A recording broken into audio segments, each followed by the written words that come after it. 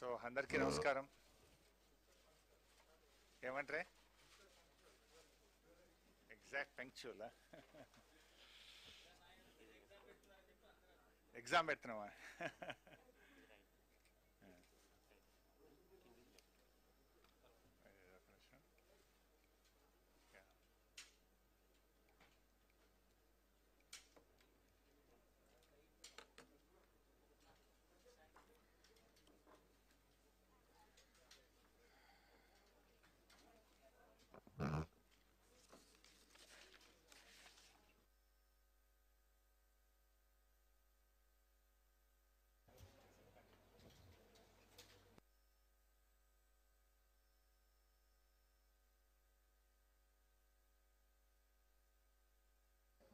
అంటే మీ ప్లానింగ్ కోసము first presentation ఉంటుంది, తర్వాత ప్రెస్ మీట్ ఉంటుంది, అండ్ ఆల్ టుగెదర్ 1 hour ఉంటుంది.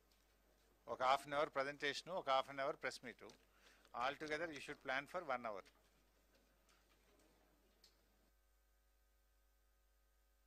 ఫాలోడ్ బై మనందరం కలిసి లంచ్లో క్లారిఫికేషన్స్ యూ కెన్ సీ.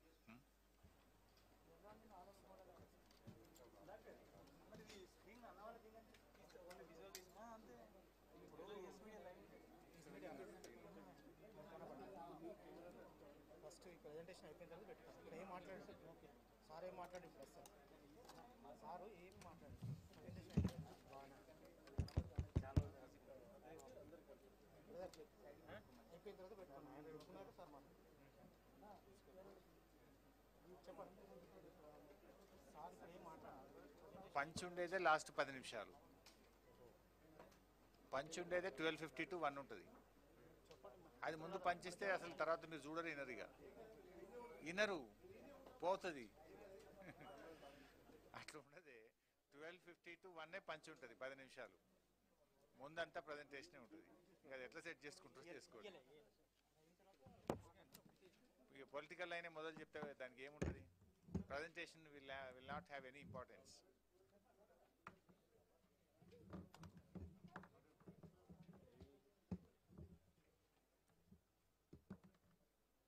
మాట్లాడితే ఇంట్రెస్ట్ పోతుంది. యాక్చువల్ పంచ్ అనేది లాస్ట్లో క్లోజింగ్లో ఉంటుంది.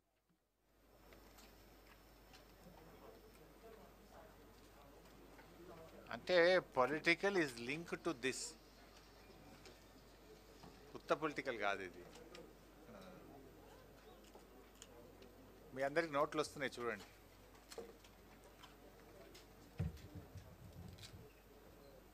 రాహుల్ సాబ్ మంచి సబ్జెక్టు, నేషనల్ పోవాల్సిన సబ్జెక్ట్ ఇచ్చిన మీకు నేను. సౌత్ ఇండియాలో వీఆర్ నంబర్ 1 కంట్రీలో.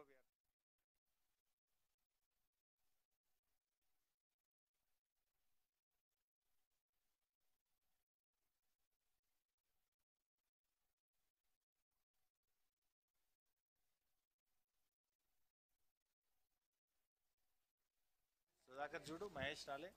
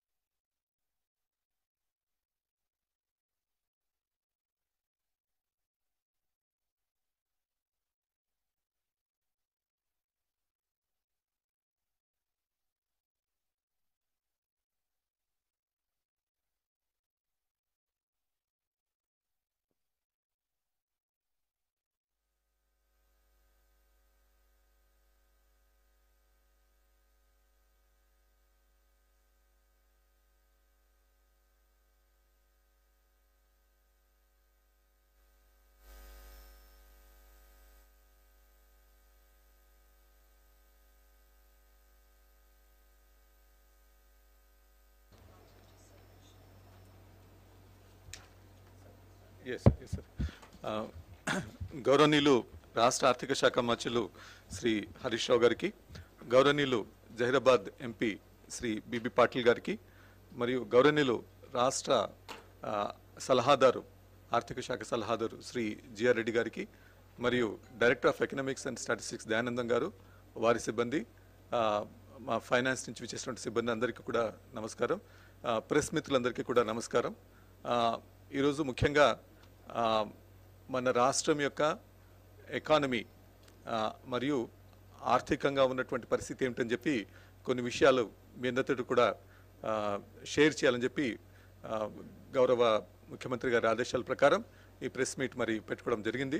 సో ఈ ప్రెస్ మీట్లో ముఖ్యంగా ఏంటంటే గత 7 సంవత్సరాలు మన రాష్ట్ర ఆర్థిక వ్యవస్థ, దేశ ఆర్థిక వ్యవస్థ, ఆ తర్వాత ఆర్థిక వ్యవస్థలో గ్రోత్ ఎట్లా ఉంది, తర్వాత సంపద ఎలా పెరిగింది, పర్ క్యాపిటల్ ఇన్కమ్స్ ఎలా పెరిగాయి, విత్ సెక్టరల్ గ్రోత్స్ ఎలా ఉన్నాయి, ఇటువంటి వాటన్నిటి మీద కూడా ఒక మంచి విశ్లేషణతోటి మీ ముందు ఒక ప్రజెంటేషన్ను ఇవ్వబోతున్నాము. దాని తర్వాత కొన్ని విషయాలు గౌరవ ఆర్థిక మంత్రి గారు కూడా ప్రస్తావిస్తారు.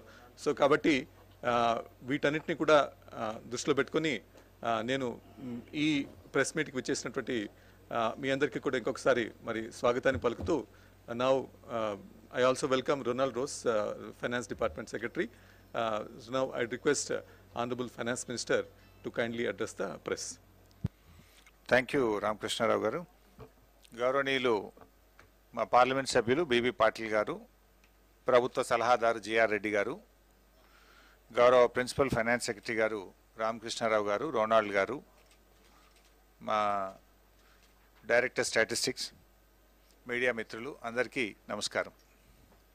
ముందుగా ఈరోజు మేము చెప్తున్నటువంటి అంశాలు ఏవైతే ఉన్నాయో ఈ అంశాలన్నీ కూడా రాష్ట్ర ప్రభుత్వానికి సంబంధించినటువంటి మేము తయారు చేసిన లెక్కలు కాదు. ఇవన్నీ కూడా government of India publications, government of India release చేసిన డేటా ఆధారంగానే ఈ మొత్తం ఫిగర్స్ అన్నీ కూడా మీ ముందు ఉంచడం జరుగుతూ ఉంది. అంటే you should note that these figures are not, these details are not prepared by the state government. All these published and released by government of India. రెండవది, కొన్ని దేశాల మధ్య కూడా కొన్ని కంపారిజన్ ఇస్తున్నాం. ఇతర దేశాలతో భారతదేశంను పోల్చినటువంటి డేటా ఏదైతే ఉంటే అది వరల్డ్ బ్యాంక్ వాళ్ళు పబ్లిష్ చేసిన డేటా ఆధారంగా మేము దాన్ని ఈరోజు మీ ముందు ఉంచబోతా ఉన్నాం. అదేవిధంగా ఈ డేటా అంతా కూడా పబ్లిక్ డొమైన్లో పూర్తిగా అవైలబుల్ ఉన్నాయి. వేరియస్ గవర్నమెంట్ ఆఫ్ ఇండియా వెబ్సైట్స్లో కానీ, వరల్డ్ బ్యాంక్ వెబ్సైట్స్లో కానీ అంత డేటా అంతా కూడా మీ అందరికీ కూడా అన్ని పబ్లిక్ డొమైన్స్లో అందుబాటులో ఉన్నటువంటి డేటా ఆధారంగానే మేము మాట్లాడడం జరుగుతూ ఉంది.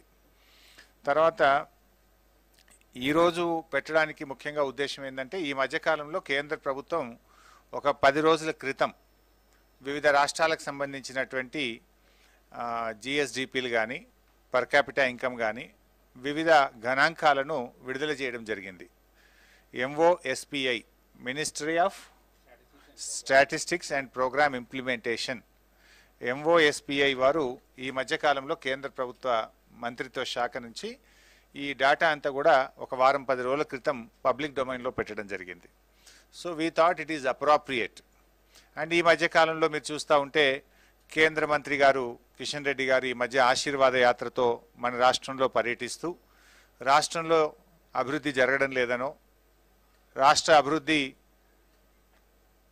కుంటుపడిపోయిందనో, రకరకాలుగా ఒక బాధ్యతాయుతమైనటువంటి కేంద్ర మంత్రి గారు రాష్ట్రంలో పర్యటించేటప్పుడు వారు మాట్లాడుతున్నటువంటి మాటలు కావచ్చు, రాష్ట్రంలో పిసిసి అధ్యక్షులు మాట్లాడుతున్నటువంటి మాటలు కానీ, అంటే మరి వారు మాట్లాడుతున్నటువంటి మాటలు ఏదైతే ఉందో అది అవగాహన రహిత్యంతోనైనా మాట్లాడాలి, లేదు ఉద్దేశపూర్వకంగా రాజకీయ లబ్ధి కోసం అవాస్తవాలను ప్రజలకు చెప్పేటువంటి ప్రయత్నమైనా అయి ఉండాలి.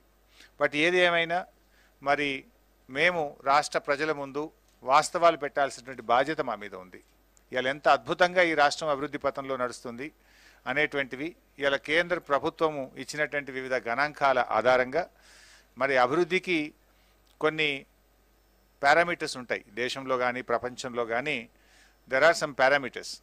సో ఆ పారామీటర్స్లో ముఖ్యంగా కొన్ని జిఎస్డిపి కానీ, పర్ క్యాపిటల్ ఇన్కమ్ కానీ, పవర్ కన్జంప్షన్ కానీ, ప్రైమరీ సెక్టార్లో అగ్రికల్చర్ సెక్టార్లో గ్రోత్ రేట్ కానీ, మెజార్టీ ప్రజలు ఏ రంగాల మీద అయితే ఆధారపడుతున్నారో ఆ రంగాల్లో సాధించేటువంటి వృద్ధిని ఆధారంగా ప్రపంచవ్యాప్తంగా కూడా ఆయా రాష్ట్రాలు ఆయా దేశాల యొక్క అభివృద్ధిని మరి కొన్ని పారామీటర్స్ ఆధారంగా లెక్క చేయడం జరుగుతూ ఉంది.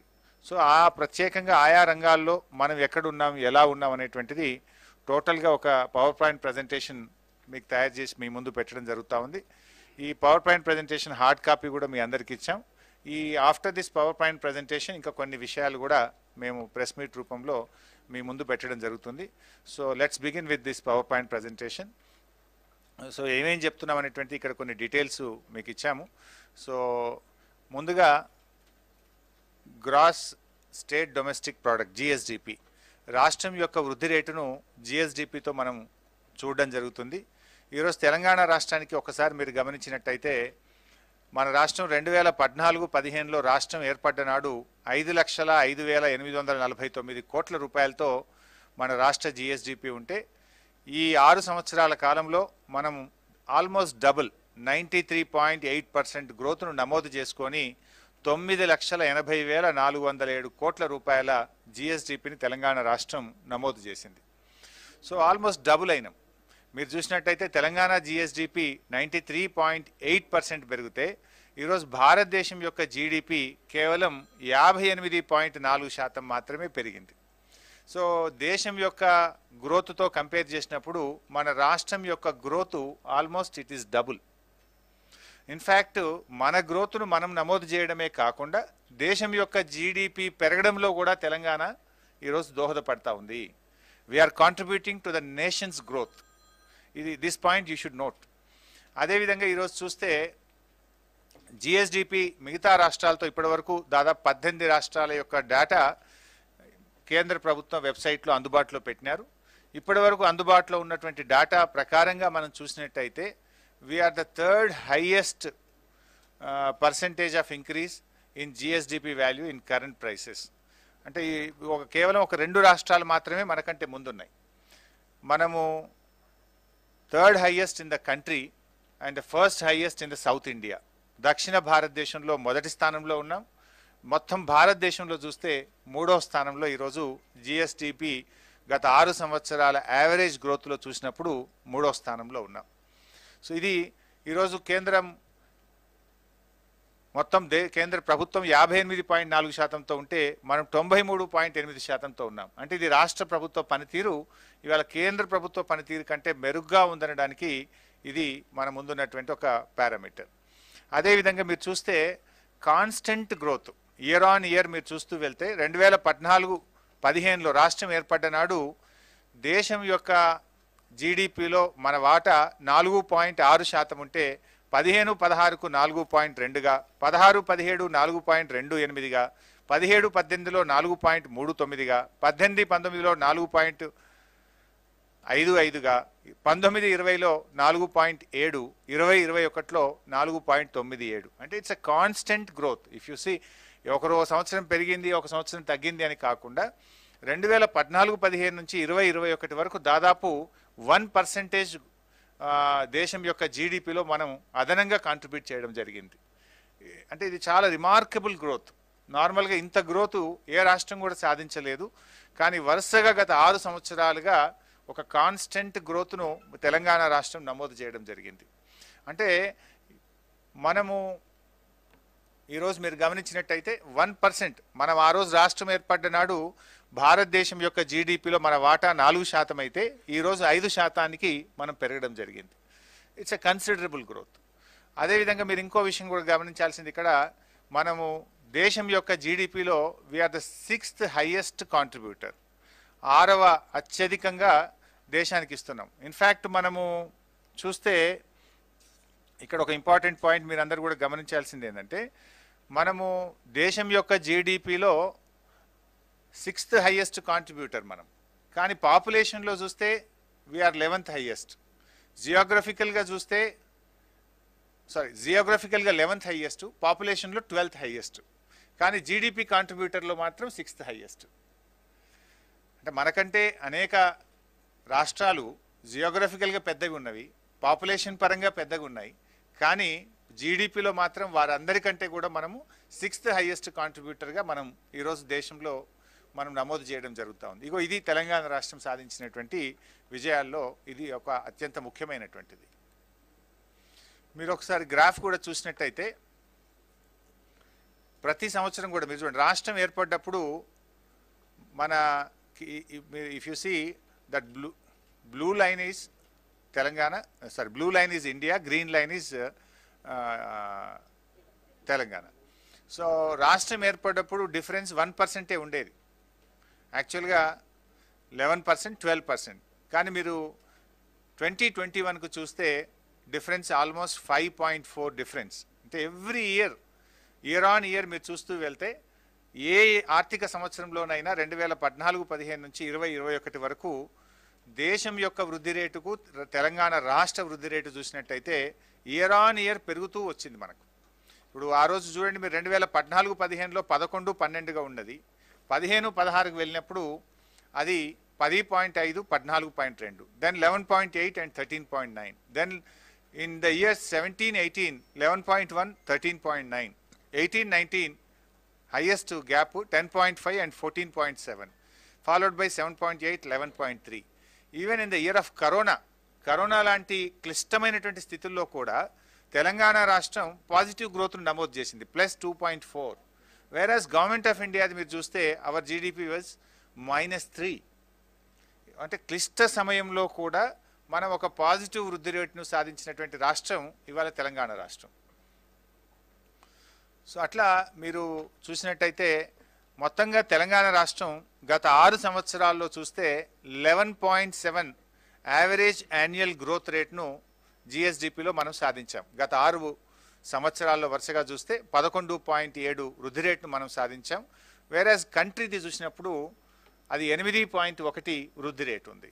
సో దీన్ని బట్టి మనం కంపేర్ చేస్తే గత 6 సంవత్సరాల్లో 3.7% అదనపు వృద్ధి రేటును ఇవాళ జిఎస్డిపి జీడిపిలో మన రాష్ట్రం సాధించింది అనేటువంటిది ఇవాళ గర్వంగా మనందరం చెప్పుకోవాల్సినటువంటి అంశం. అంటే ఇది గౌరవ ముఖ్యమంత్రి గారు ఒక ప్రణాళికాబద్ధంగా ఇవాళ వారు అవలంబించేటువంటి విధానాల వల్ల ఇవాళ ఇంత అద్భుతమైనటువంటి వృద్ధి రేటును ఇవాళ తెలంగాణ రాష్ట్రం సాధించింది. అంటే ఇది ఇవాళ ఈ ప్రభుత్వం యొక్క పనితీరుకు, గౌరవ ముఖ్యమంత్రి గారి పనితీరుకు ఇవాళ దేశం మొత్తం కూడా గమనిస్తూ ఉంది. ఇవాళ మొత్తం ఈ డేటా అంతా కూడా అవైలబుల్ ఉంది. అంటే ఈ ప్రభుత్వ విధానాలు కరెక్ట్గా ఉన్నాయి కనుకనే ఇవాళ తెలంగాణ ఇంత మంచి వృద్ధి రేటును సాధించగలుగుతూ ఉంది. మీరు చూడండి, ఇది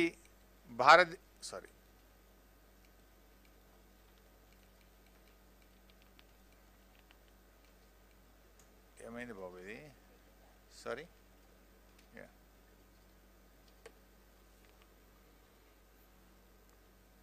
రైట్. ఈరోజు బంగ్లాదేశ్తో కంపేర్ చేస్తే భారతదేశం యొక్క ఆర్థిక పరిస్థితి బంగ్లాదేశ్ కంటే కూడా తక్కువగా ఉంది. మీరు ఒకసారి గమనించండి, బ్లూ లైన్ ఇండియా 2014-15 నుంచి భారతదేశం యొక్క ఆర్థిక పరిస్థితి తగ్గుతూ వచ్చింది, బంగ్లాదేశ్ యొక్క ఆర్థిక పరిస్థితి పెరుగుతూ పోయింది. అంటే ఇలా కిషన్ రెడ్డి గారు, ఇవాళ కేంద్ర ప్రభుత్వానికి చెందిన పెద్దలు చాలామంది మాట్లాడుతున్నారు, మేము ఇంత వృద్ధిని సాధించినాము, అంత అభివృద్ధిని సాధించినాం. అయ్యా, మీరు సాధించింది ఏంటంటే భారతదేశం యొక్క ఆర్థిక పరిస్థితి బంగ్లాదేశ్ కంటే కూడా పడిపోయింది, బంగ్లాదేశ్ కంటే కూడా తగ్గిపోయింది. ఇది మీరు సాధించినటువంటి పరిస్థితి. మీరు ఒకసారి దాన్ని కంపేర్ చేసి చూస్తే బంగ్లాదేశ్కి సంబంధించి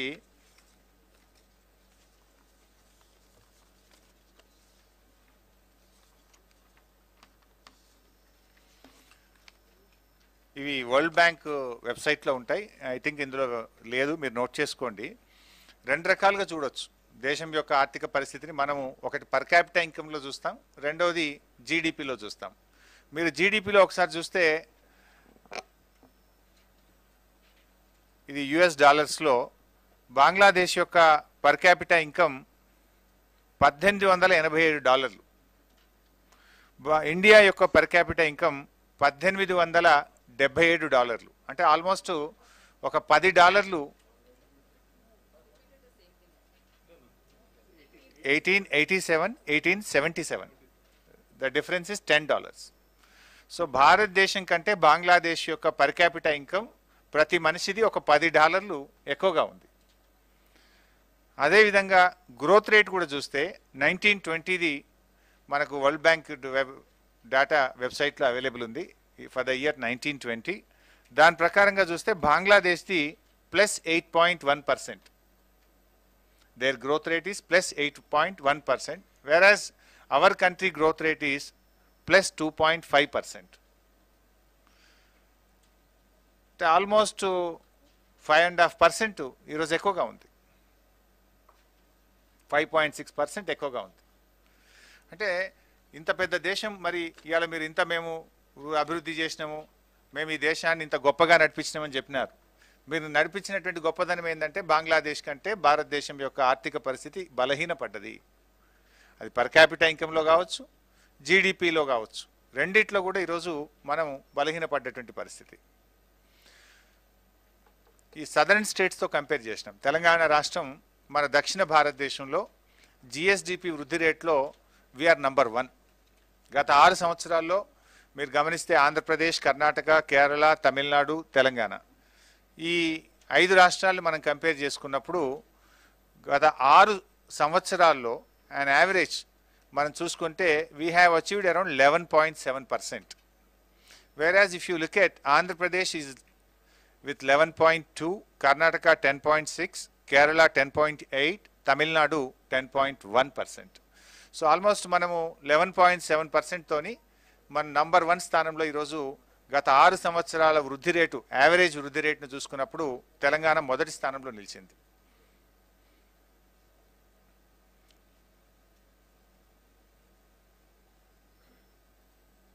ఇందాక మనం చెప్పినట్టుగా మనము ఈవెన్ కరోనాలో కూడా మనము 2% వృద్ధి రేటును మనం సాధించడం జరిగింది.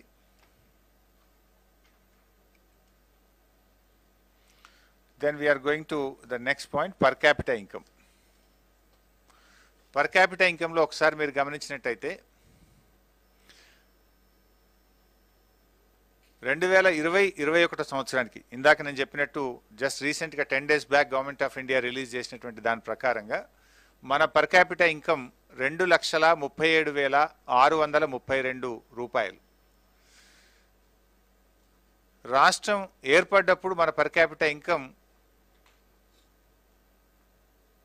ఇప్పటికీ మనం చూసుకుంటే 1.84 టైమ్స్, నేషనల్ యావరేజ్తో చూసుకున్నప్పుడు వీఆర్ 1.84 టైమ్స్ అహెడ్. దేశం యొక్క పర్ క్యాపిటల్ ఇన్కమ్ 1,28,829 రూపాయలు అయితే తెలంగాణ రాష్ట్రం యొక్క పర్ క్యాపిటల్ ఇన్కమ్ 2,37,632 రూపాయలు. అంటే భారతదేశం యొక్క పర్ క్యాపిటల్ ఇన్కమ్ కంటే తెలంగాణ రాష్ట్రం యొక్క per capital income 1.84 times we are ahead. And we are the third largest state, third highest per capital income ఉన్నటువంటి రాష్ట్రం ఈరోజు తెలంగాణ రాష్ట్రం. అండ్ గత 7 సంవత్సరాలు మీరు చూసుకుంటే వరుసగా ఒక్కొక్క సంవత్సరం ఒక్కొక్క రాష్ట్రాన్ని మనం ఓవర్టేక్ చేసినాం. రాష్ట్రం ఏర్పడ్డ నాడు పర్ క్యాపిటల్ ఇన్కంలో 10వ స్థానంలో ఉన్నటువంటి తెలంగాణ రాష్ట్రం ఈరోజు దేశంలో 3వ స్థానంలోకి రావడం జరిగింది. అంటే 7 సంవత్సరాల్లో ఒక్కొక్క సంవత్సరము ఒక్కొక్క రాష్ట్రాన్ని ఓవర్టేక్ చేస్తూ ఈరోజు దేశంలో 3వ అతిపెద్ద పర్ క్యాపిటల్ ఇన్కమ్ ఉన్నటువంటి రాష్ట్రంగా ఈరోజు తెలంగాణ రాష్ట్రం ఆవిర్భవించిందంటే ఇది గౌరవ ముఖ్యమంత్రి గారి యొక్క కృషి, రాష్ట్ర ప్రభుత్వ పనితీరుకి ఇది ఒక నిదర్శనంగా మనం చెప్పుకోవాలి. అదేవిధంగా దక్షిణ భారతదేశంలో వీఆర్ నంబర్ 1. లాస్ట్ యావరేజ్ ఒకసారి చూసుకున్నప్పుడు 2014-15 నుంచి 2021 వరకు పర్ క్యాపిటల్ ఇన్కమ్ పెరుగుదలలో యావరేజ్ చూసినప్పుడు we are number 1 in south India and number 3 in the country. ఒకసారి మీరు ఇక్కడ చూస్తే రాష్ట్రం ఏర్పడ్డ నాడు మన పర్ క్యాపిటల్ ఇన్కమ్ 1,24,104 రూపాయలు ఉంటే ఈరోజు 2,37,632 రూపాయలు. అంటే వీ హ్యావ్ అచీవ్డ్ 91.5% గ్రోత్. ఇంత గ్రోత్ ఏ రాష్ట్రానికి కూడా రాలేదు. మీరు ఒకసారి గమనిస్తే ఇంత highest growth 91.5%, almost double. We are reaching almost double. మీరు దేశం యొక్క గ్రోత్ ఒకసారి మనం గమనిస్తే దట్ ఈస్ 48.7%. భారతదేశం యొక్క పర్ క్యాపిటల్ ఇన్కమ్ గ్రోత్ గత 6 సంవత్సరాల్లో 48.7% ఉంటే తెలంగాణ రాష్ట్రం యొక్క పర్ క్యాపిటల్ ఇన్కమ్ గ్రోత్ 91.5%. మీరు దేశం మొత్తంలో కరెంట్ ప్రైసెస్లో చూసినప్పుడు మనం second highest per capital income గ్రోత్లో వీఆర్ ద సెకండ్ హైయెస్ట్. మీరు ఒకసారి గ్రాఫ్లో చూసినట్టయితే 2014-15లో 1.43 టైమ్స్ భారతదేశం యొక్క పర్ క్యాపిటల్ ఇన్కమ్ తెలంగాణ యొక్క పర్ క్యాపిటల్ ఇన్కమ్ను మనం కంపేర్ చేస్తే ఆ రోజు 1.43 టైమ్స్ ఉంటే ఈరోజు అది 1.84 టైమ్స్ పెరిగింది. అంటే కాన్స్టెంట్గా మనం పెరుగుతూ వెళ్తున్నాం. ఆ రోజు 86,647 రూపాయలు దేశం యొక్క పర్ క్యాపిటల్ ఇన్కమ్, రాష్ట్రం యొక్క పర్ క్యాపిటల్ ఇన్కమ్ 1,24,104 రూపాయలు. బట్ టుడే దేశం యొక్క పర్ క్యాపిటల్ ఇన్కమ్ 128,829 రూపాయలు అయితే మన రాష్ట్రం యొక్క పర్ క్యాపిటల్ ఇన్కమ్ 2,37,632 రూపాయలు. అంటే 1.84 టైమ్స్ దేశం యొక్క పర్ క్యాపిటల్ ఇన్కమ్ కంటే మన రాష్ట్రం ముందుంది. మరి ఇప్పుడు చెప్పాలి కిషన్ రెడ్డి గారు, ఇది మీ యొక్క పనితీరుకు మా పనితీరుకు ఉన్నటువంటి తేడా. ఇది ఇప్పుడు ఎవరి పనితీరు ఏందనేది ప్రజల ముందు ఉంది కదా. ఈ రకంగా ఈరోజు పర్ క్యాపిటల్ ఇన్కంలో కూడా మన రాష్ట్రం చాలా బాగా పనిచేస్తూ ఈరోజు ముందుకు పోతా ఉంది. ఇది ఒట్టిగా రాలే, గత కొంతకాలంగా గౌరవ ముఖ్యమంత్రి గారు అవలంబించిన విధానాలు. ఇవాళ మనము ఇండస్ట్రీ సెక్టార్లో కానీ, ఐటీ సెక్టార్లో కానీ, అగ్రికల్చర్ సెక్టార్లో కానీ, అగ్రికల్చర్ ఎలైడ్ సెక్టార్స్లో కానీ రాష్ట్ర ప్రభుత్వం అవలంబించినటువంటి విధానాల వల్ల ఈ రాష్ట్రం యొక్క సంపద పెరిగింది, రాష్ట్ర ప్రజల యొక్క ఇన్కమ్ పెరిగింది. ఈ రెండు కూడా పెరిగినాయి, రాష్ట్ర సంపద, ప్రజల యొక్క ఇన్కమ్. ఈ రెండు పెరగడానికి ప్రభుత్వం అవలంబించినటువంటి విధానాల వల్ల ఇంత మంచి ఇలా గణనీయమైనటువంటి పురోగతిని మన రాష్ట్రం సాధిస్తూ ఉంది. మీరు ఒకసారి గమనిస్తే per capital income 2021 at current prices Telangana versus other states. మన ఎల్లో లైన్లో ఉన్నటువంటిది, మిడిల్లో ఉన్నటువంటిది కంట్రీ యొక్క పర్ క్యాపిటల్ ఇన్కమ్ 1,28,829. వేరాజ్ మీరు తెలంగాణ చూస్తే గ్రీన్ లైన్లో ఉంది, మనము థర్డ్ హైయెస్ట్ 2,37,632 రూపాయలతో ఉన్నాం. మన పైన రెండే రాష్ట్రాలు ఉన్నాయి, ఒకటి హర్యానా, రెండవది సిక్కిం.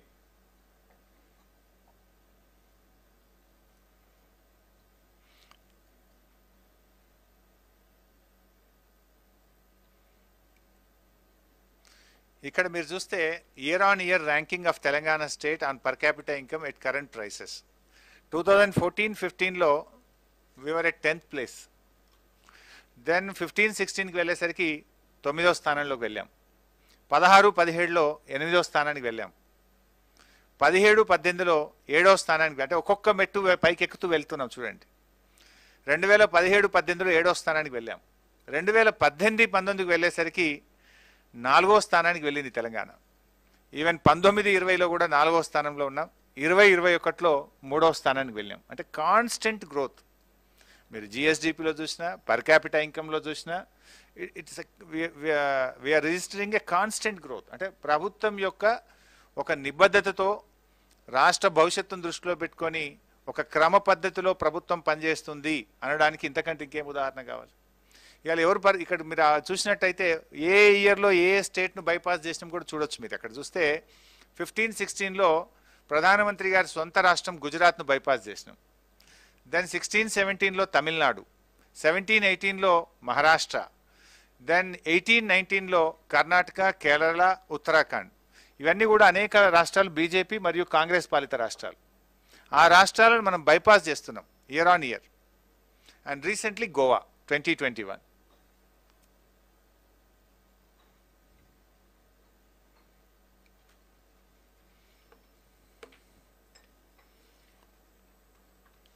ఈ గ్రాఫ్ను మీరు ఒకసారి గమనిస్తే పర్ క్యాపిటల్ ఇన్కంలో తెలంగాణ వర్సెస్ ఇండియా, అంటే దేశం యొక్క పర్ క్యాపిటల్ ఇన్కమ్ ఏ ఇయర్ ఎంతెంత పెరుగుతూ పోయింది, మన రాష్ట్రం ఎలా ఉంది అనేటువంటిది ఆ గ్రోత్ రేట్ని ఇండికేట్ చేసేటువంటి గ్రాఫ్ మీరు చూడండి. మరి మొట్టమొదటి సంవత్సరం రాష్ట్రం ఏర్పడ్డప్పుడు 1.1% డిఫరెన్స్ ఉండేది పర్ క్యాపిటల్ ఇన్కంలో, 9.5 and 10.6. But if you see today almost 5.8 difference ఉంది. 5.8 డిఫరెన్స్. అంటే మనం కన్సిడరబుల్గా రాష్ట్రం మరి ఈరోజు ముందుకు పోతా ఉందనడానికి ఇది ఒక మంచి ఉదాహరణ. మనం మొత్తంగా గత 6 సంవత్సరాల్లో చూస్తే పర్ క్యాపిటల్ ఇన్కంలో మనము 11.5% యావరేజ్ యాన్యువల్ గ్రోత్ రేట్ను మనం నమోదు చేసుకున్నాం. భారతదేశం యొక్క యావరేజ్ యాన్యువల్ గ్రోత్ రేట్ చూస్తే 4%. సో దీన్ని బట్టి మీరు 7% is the country AAGR, whereas Telangana it is 11.5%. So మొత్తంగా మీరు చూసినట్టయితే ఈరోజు మనము మన పర్ క్యాపిటల్ ఇన్కంలో almost 4.6% we are more than the country's growth rate. అదేవిధంగా దేశం మొత్తంలో కూడా చూస్తే ఈ యావరేజ్ యాన్యువల్ గ్రోత్ రేట్లో we are standing at number 2.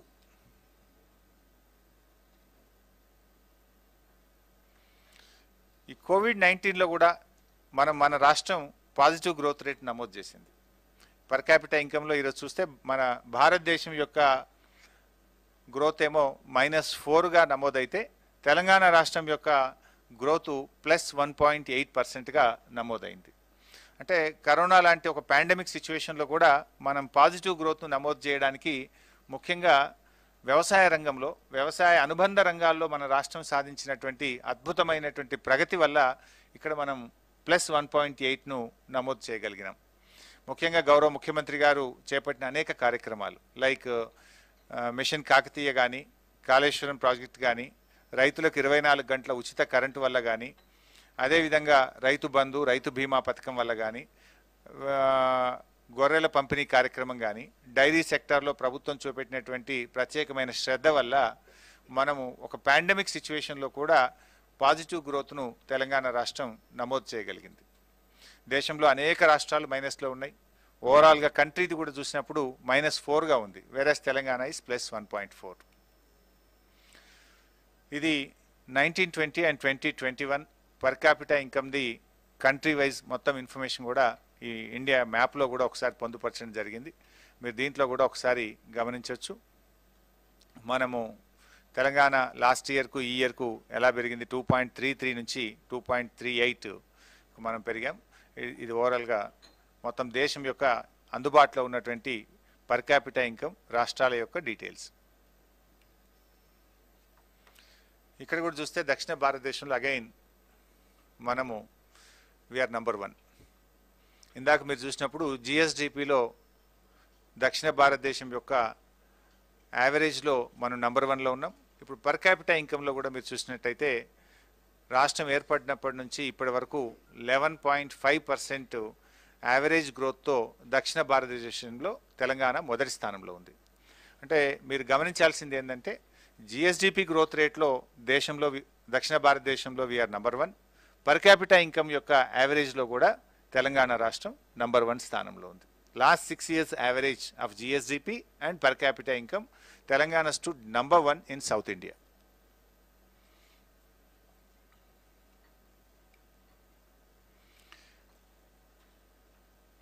Revenue collection analysis ఇది చాలా ఇంపార్టెంట్. జనరల్గా రాష్ట్రం యొక్క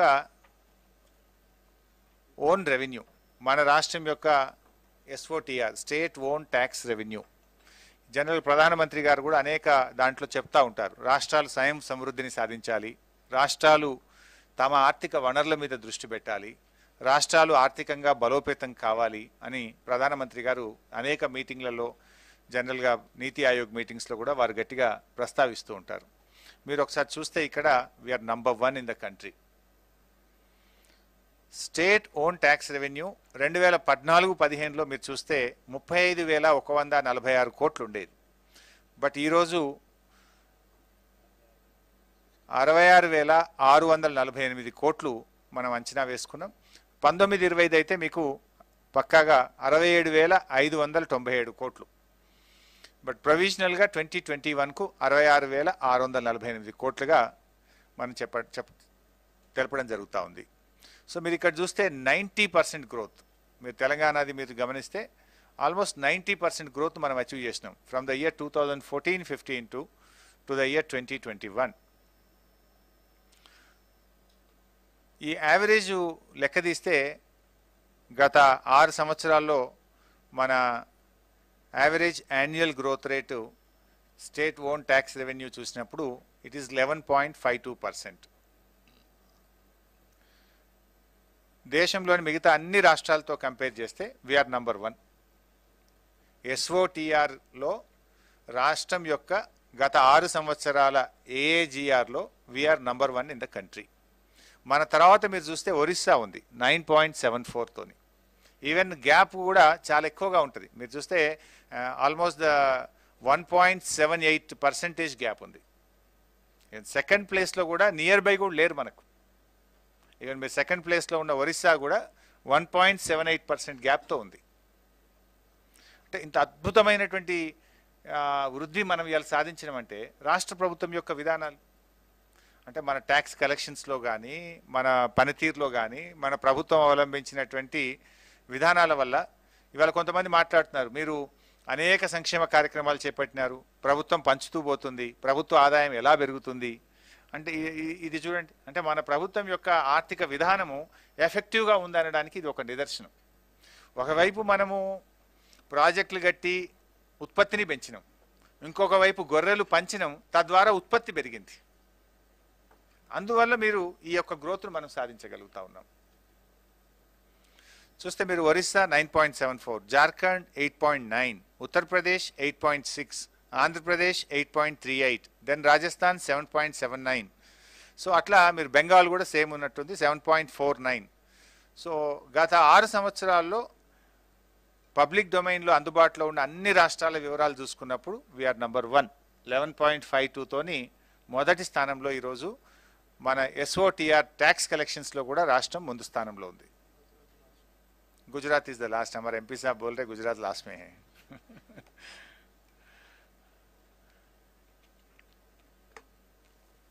సో ఈ GSDPకి 3 రకాలుగా మనం చూస్తాం. ఒకటి ప్రైమరీ సెక్టర్, రెండవది సెకండరీ సెక్టర్, మూడవది టెర్షరీ సెక్టర్. అసలు ఈ GSDPని ఎట్లా కొలుస్తారంటే ఈ 3 సెక్టార్ల ఆధారంగా, 3 సెక్టార్లలో వచ్చినటువంటి గ్రోత్ ఆధారంగా ఈ GSDP అనేటువంటిది నిర్ణయం జరుగుతుంటుంది. సో ఇందులో ముఖ్యంగా ప్రైమరీ సెక్టార్లో మీరు ఒకసారి గమనిస్తే ఇందులో మనం జనరల్గా చూసేది agriculture and allied activity like live stock, fishing, ఒక మైనింగ్ కూడా దీంట్లో వస్తుంది. మెయిన్గా అగ్రికల్చర్ అండ్ అలైడ్ యాక్టివిటీ. మీరు ఇందులో చూస్తే remarkable progress. In the year 2014-15 మన GSDPలో ప్రైమరీ సెక్టార్ యొక్క కాంట్రిబ్యూషన్ 19.5% ఉంటే టుడే ఇట్ ఈస్ 24.1%. అంటే మన గ్రోత్ రేటు చాలా అద్భుతమైనటువంటి గ్రోత్ రేటు ప్రైమరీ సెక్టార్లో. అగ్రికల్చర్ అండ్ అలైడ్ సెక్టార్లో కూడా మీరు చూస్తే మనము 14.3% ఈరోజు మన గ్రోత్ రేట్ ఉంది. దేశం యొక్క growth rate agriculture and allied యాక్టివిటీలో భారతదేశం యొక్క వృద్ధి రేటు 3.6% అయితే అగ్రికల్చర్ అండ్ అలైడ్ సెక్టార్స్లో తెలంగాణ రాష్ట్రం యొక్క వృద్ధి రేటు 14.3%. సో ఎన్ని రేట్లు ఎక్కువగా ఉన్నామో చూడండి. ఆల్మోస్ట్ 4.5 టైమ్స్ దేశం యొక్క అగ్రికల్చర్ వృద్ధి రేటు కంటే తెలంగాణ యొక్క అగ్రికల్చర్ వృద్ధి రేటు 4.5 రెట్లు అధికంగా ఉంది. అంటే వ్యవసాయ రంగం మీద ప్రభుత్వం పెట్టిన పెట్టుబడులు, వ్యవసాయ రంగం మీద గౌరవ ముఖ్యమంత్రి గారు అవలంబించినటువంటి విధానము అద్భుతమైనటువంటి ఫలితాలను ఇచ్చింది అనడానికి ఈ యొక్క వృద్ధి రేటు ఒక ఉదాహరణ. అదేవిధంగా సెకండరీ సెక్టార్లో కూడా మీరు చూస్తే ముఖ్యంగా manufacturing, construction, electricity, gas, water supply and other utility services దీంట్లో ఉంటాయి. దీంట్లో ఒకసారి మీరు గమనిస్తే ఇక్కడ కూడా మనం 18% వృద్ధి రేటును మనం ఇక్కడ నమోదు చేయడం జరిగింది. 14-15 నుంచి 2021 వరకు మనము ఈ దాదాపు ఈ మ్యానుఫ్యాక్చరింగ్ సెక్టార్లో, సబ్ సెక్టార్లో చూస్తే 72% వృద్ధి రేటును మనం ఇక్కడ నమోదు చేయడం జరిగింది. అదేవిధంగా టెరిషరీ సెక్టార్లో కూడా మరి రాష్ట్రం మంచి వృద్ధి రేటును మనం సాధించుకున్నాం. ఇక్కడ కూడా యాక్చువల్గా దీంట్లోనే చాలా ఎక్కువ GSDP కాంట్రిబ్యూషన్ అనేది ఈ సెక్టార్ నుంచే చాలా ఎక్కువగా వస్తుంది. మనకు దాదాపు 59.5% ఈ సెక్టార్ నుంచి మనం కాంట్రిబ్యూట్ చేయడం జరుగుతూ ఉంది. ఇక్కడ కూడా మంచి వృద్ధి రేటును ఆల్మోస్ట్ మనం ఇక్కడ చూస్తే 1.5 to 2 టైమ్స్ మనం 2014-15 నుంచి 2021 మధ్య నమోదు చేయడం జరిగింది. IT సెక్టార్లో కూడా 120% ఇంక్రీజ్. మనం నమోదు చేసినాం. 14-15తో చూసినప్పుడు 120% ఐటీ సెక్టార్లో కూడా మన వృద్ధి రేటును నమోదు చేయడం జరిగింది. ఈ సెక్టరల్ కాంట్రిబ్యూషన్ ఒక్కసారి మీరు గమనిస్తే అన్ని ఒక్కొక్క సెక్టర్ వైజ్ మనం చూస్తే ప్రైమరీ సెక్టర్ 19.5 నుంచి 24.1%కు మనం పెరగడం జరిగింది. ఇదే యాక్చువల్గా మీరు ఇది చాలా ఇంపార్టెంట్ సెక్టర్. నేను నెక్స్ట్ స్లైడ్లో మళ్ళీ మీకు ఎక్స్ప్లెయిన్ చేస్తాను ప్రైమరీ సెక్టర్ గురించి. అదేవిధంగా మనకు సెకండరీ సెక్టార్ కరోనా వల్ల మనం కొంత ఎఫెక్ట్ అయినాం. బిఫోర్ కరోనా బాగా పెరిగినాం. 19.2 నుంచి 16.5%. అదేవిధంగా టెరిషరీ సెక్టార్ కూడా 61.3 ఇన్ ద ఇయర్ 14-15 ఉంటే ఈ సంవత్సరం 59.4% మన జిఎస్వివిఏ వాల్యూస్ నమోదు చేయడం జరిగింది.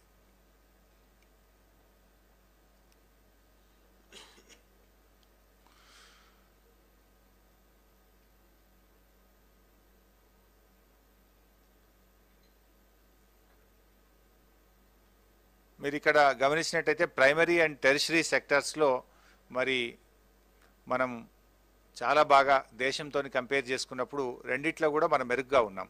భారతదేశం 21.8% ఉంటే 24.1 ప్రైమరీ సెక్టార్లో, టెరిషరీ సెక్టర్లో కూడా 53.9% ఉంటే 59.4% అధికంగా మనం నమోదు చేయడం జరిగింది.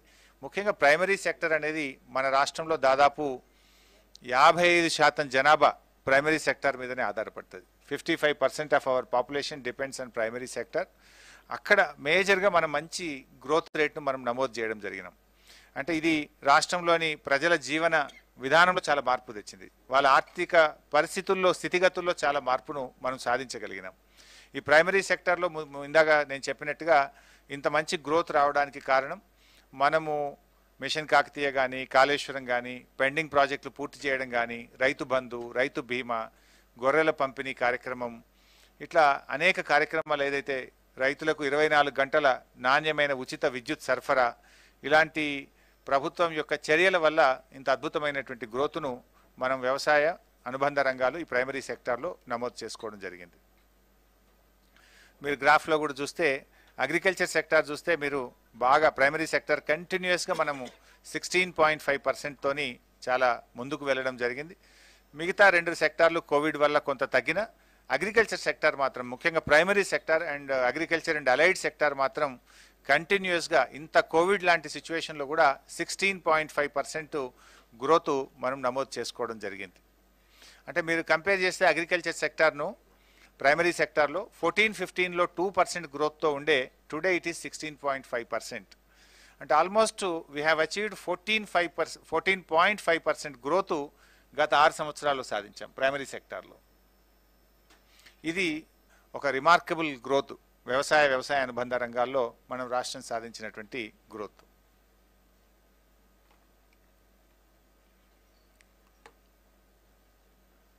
ఇక్కడ కూడా మీరు ఒకసారి గమనిస్తే ఈ ప్రైమరీ సెక్టార్లో దక్షిణ భారతదేశంతో మొత్తం దేశం యొక్క గ్రోత్తో ఒకసారి కంపేర్ చేసుకున్నట్టయితే మనము దక్షిణ భారతదేశంలో నంబర్ 1.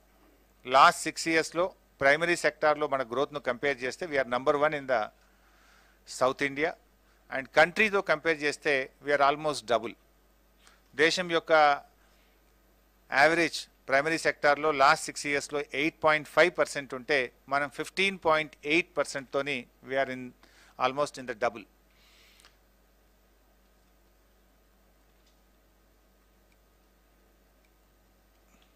ఇది అగైన్ అగ్రికల్చర్ అండ్ అలైడ్ సెక్టార్లో మళ్ళీ sub sector of primary sector. మీరు ఇక్కడ కూడా మీరు గమనిస్తే పంటలలో చూసినప్పుడు 41,706 కోట్ల రూపాయలు 2014-15లో ఉంటే 2020-21కి 80,574 కోట్లు. లైవ్ స్టాక్లో చూస్తే 29,282 కోట్ల నుంచి 94,211 కోట్లకు మనం లైవ్ స్టాక్లో పెరిగినాం. అగ్రికల్చర్ సెక్టార్లో 95% పెరిగినాము. లైవ్ స్టాక్లో అయితే ఆల్మోస్ట్ 3 టైమ్స్ గ్రోత్ ఉంది. ఇది కేవలం రాష్ట్ర ప్రభుత్వం యొక్క గొర్రెల పంపిణీ కార్యక్రమము, డైరీ రంగాన్ని పెద్ద ఎత్తున రాష్ట్ర ప్రభుత్వం రైతులకు 4 రూపాయలు 1 లీటర్కు పాలకు ఇన్సెంటివ్ ఇవ్వడం కానీ, కొత్తగా పాడి పశువులు అందించడం వల్ల మీరు చూస్తే లైవ్ స్టాక్లో ప్రభుత్వం యొక్క పనితీరు వల్ల ఆల్మోస్ట్ 3 టైమ్స్ 29,282 కోట్ల నుంచి 94,211 కోట్లకు పెరిగినాం. కొంతమంది మాట్లాడినారు రాజకీయంగా, గొర్రెలు పంచుతున్నారు ఏమొస్తుంది, లేదా బర్రెలు పంచుతున్నారు ఏమొస్తుంది, పాడి రైతులకు ఇన్సెంటివ్ ఇస్తున్నారు ఏమొస్తుంది అంటే, మీరు ఒక్కసారి గమనిస్తే ఎంత అద్భుతంగా ఈరోజు రాష్ట్ర జిఎస్డిపిని పెరగడంలో, ప్రజల ఆదాయాల్ని పెంచడంలో, మన ప్రభుత్వము మన ముఖ్యమంత్రి గారు తీసుకున్న నిర్ణయంలో ఎంత అద్భుతమైనటువంటి ప్రగతిని మనం సాధించామనడానికి ఈ కేంద్ర ప్రభుత్వం ఇచ్చినటువంటి లెక్కలే ఇలా ఆధారం. ఫిషింగ్, ఆక్వాలో కూడా మనం చూసినట్టయితే దాంట్లో కూడా 2,670 కోట్ల నుంచి మనం 5,254 కోట్లు, ఆల్మోస్ట్ డబుల్ ఫిషింగ్ సెక్టార్లో కూడా పెరగడం జరిగింది.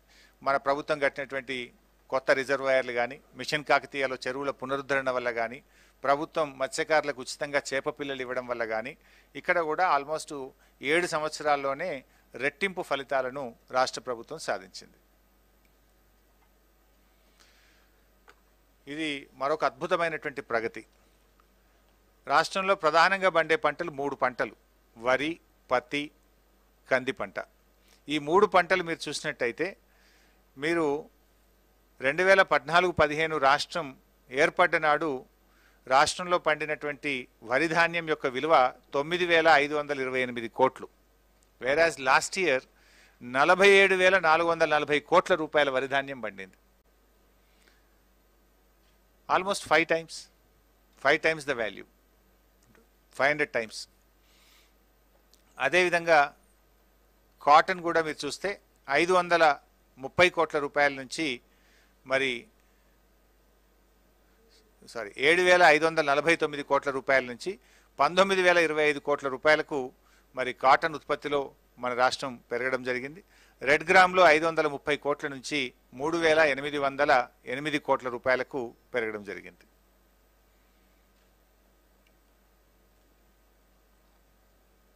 లైవ్ స్టాక్లో కూడా మీరు చూడండి, 2014-15లో 8,301 కోట్ల రూపాయలు ఉండేటువంటి మీటు ఈరోజు 26,111 కోట్ల రూపాయలకు పెరిగింది. అదేవిధంగా పౌల్ట్రీలో కూడా 5,274 కోట్ల రూపాయల నుంచి 12,916 కోట్ల రూపాయలకు. ఫిషరీస్ రంగంలో మీరు గమనిస్తే 2,964 కోట్ల రూపాయల నుంచి 5,831 కోట్ల రూపాయలకు ఫిషరీస్ సెక్టార్లో కూడా మన రాష్ట్రం వృద్ధిని నమోదు చేయడం జరిగింది.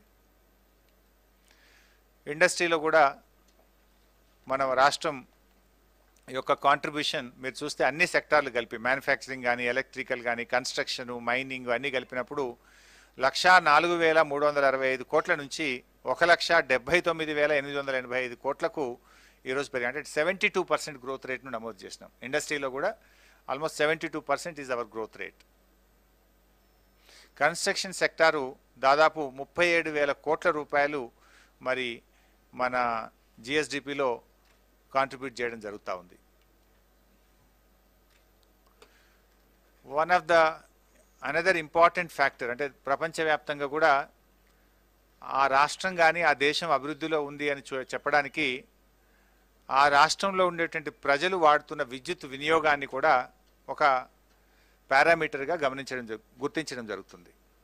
అంటే ఆ రాష్ట్ర ప్రజలు ఎంత విద్యుత్ వాడుతున్నారు, దాని యావరేజ్ను ఆ రాష్ట్రం ఆ దేశం యొక్క అభివృద్ధికి ఒక గీటురాయిగా కూడా దాన్ని పరిగణిస్తుంటారు. మీరు చూసినట్టయితే ఈరోజు దేశం మొత్తంలో పర్ క్యాపిటా పవర్ కన్జంప్షన్లో మనం 5వ స్థానంలో ఉన్నాం. గ్రోత్లో చూస్తే 2018-19, 2019-20 మధ్య పర్ క్యాపిటా పవర్ కన్జంప్షన్ యొక్క గ్రోత్ చూసినప్పుడు మనము నంబర్ 1 స్థానంలో ఉన్నాం భారతదేశంలో. 18-19 నుంచి 19-20కి per capita power consumption growth రేట్లో we are number 1 in the country. ఈరోజు కూడా మీరు చూస్తే తెలంగాణ 1,896 యూనిట్ల పర్ క్యాపిటా పవర్ కన్జంప్షన్స్తో ఇవాళ దేశంలో 5వ స్థానంలో ఉన్నాం మనం. ఇక్కడ కూడా మనం అద్భుతమైనటువంటి అభివృద్ధిని మనం సాధించాం. ఇన్ఫ్యాక్ట్ భారతదేశంలో రైతాంగానికి 24 గంటల ఉచిత కరెంట్ ఏదైనా ఒక రాష్ట్రం ఇస్తుందంటే అది కేవలం తెలంగాణ రాష్ట్రం మాత్రమే ఇస్తుంది. No other state in the country is giving 24/7 free quality power. యాక్చువల్గా 25 లక్షల కనెక్షన్లు అధికారికంగా ఉన్నాయి. కానీ అధికారులు చెప్తున్న దాన్ని బట్టి ఆల్మోస్ట్ 30 లక్షల వ్యవసాయ విద్యుత్ కనెక్షన్లు ఉన్నాయి ఈ రాష్ట్రంలో. 30 లక్షల వ్యవసాయ విద్యుత్ కనెక్షన్లకు ఈరోజు రాష్ట్ర ప్రభుత్వం 24 గంటల ఉచిత కరెంట్ ఇస్తుంది, క్వాలిటీ పవర్ ఇస్తుంది. అనేక రాష్ట్రాలు రైతుల దగ్గర డబ్బులు వసూలు చేస్తున్నారు. కొన్ని రాష్ట్రాలు ఉచిత పవర్ విద్యుత్ ఇచ్చినా కేవలం 7 గంటలు 9 గంటలు మాత్రమే ఇస్తారు. కానీ గౌరవ ముఖ్యమంత్రి గారు రాష్ట్రం వచ్చిన 9వ నెల నుంచే, రాష్ట్రం ఏర్పడిన 9వ నెల నుంచే రాష్ట్రం విద్యుత్ రంగంలో సెల్ఫ్ సస్టైన్ అయింది. అంటే పవర్ కట్స్ లేని రాష్ట్రంగా అందరికీ నాణ్యమైన 24 గంటల కరెంటు ఇవ్వగలిగే రాష్ట్రంగా 9వ నెల నుంచే రాష్ట్రం మరి అద్భుతమైనటువంటి ప్రగతిని విద్యుత్ రంగంలో సాధించడం జరిగింది. సర్వీస్ సెక్టార్లో కూడా మీరు గమనించినట్టయితే ఇది ముఖ్యంగా రియల్ ఎస్టేటు, ఈ ఇండ్ల నిర్మాణానికి సంబంధించినటువంటిది. ఇక్కడ కూడా మంచి వృద్ధిని 2014-15 నుంచి 2021 మధ్య మీరు గమనిస్తే 2,86,11 కోట్ల రూపాయల నుంచి 5,33,230 కోట్లకు మరి almost double 1.5 to 2 times service సెక్టార్లో కూడా మన వృద్ధి రేటును నమోదు చేయడం జరిగింది. ఐటీలో మీరు గమనిస్తే మన రాష్ట్రం నుంచి ఐటీ ఉత్పత్తుల విలువ 2014-15లో 66,276 కోట్లుంటే ఈ సంవత్సరం 1,45,522 కోట్ల రూపాయలకు మరి ఐటీ సెక్టార్లో మనం పెరగడం జరిగింది. ఆల్మోస్ట్ 120% ఇంక్రీజ్ మనం గమనించవచ్చు. ఇక్కడ యాన్యువల్ యావరేజ్ గ్రోత్ కూడా 14% మనం నమోదు చేయడం జరిగింది. ఐటీ సెక్టార్లో రాష్ట్రం ఏర్పడిన నాడు 3,71,000 మంది ఉద్యోగులు పనిచేస్తే ఈరోజు 6,28,000 మంది ఉద్యోగులు ఈరోజు ఐటీ సెక్టార్లో పనిచేయడం జరుగుతూ ఉంది. ఇది మనం ఎవ్రీ ఇయర్ కంటిన్యూస్గా కాన్స్టెంట్ గ్రోత్ను నమోదు చేస్తూ వస్తున్నాం. Almost an average of 14% growth మనం అచీవ్ చేయడం జరిగింది.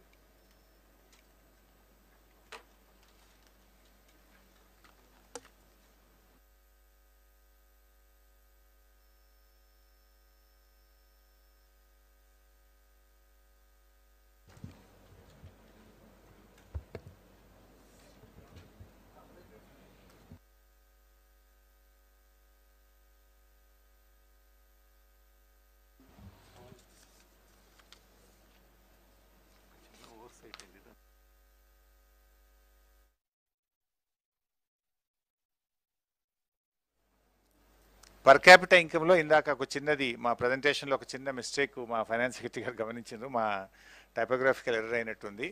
మనము ఒక్కొక్క సంవత్సరం ఒక్కొక్క రాష్ట్రాన్ని బైపాస్ చేసిన మన దగ్గర గోవా వచ్చింది. Instead of Goa it is Himachal Pradesh. అదొకటి kindly note it. Instead of Goa kindly note it as Himachal Pradesh. ఇంకొక 2-3 రంగాల మీద మీ దృష్టికి తేవాల్సినటువంటి అవసరం ఉంది.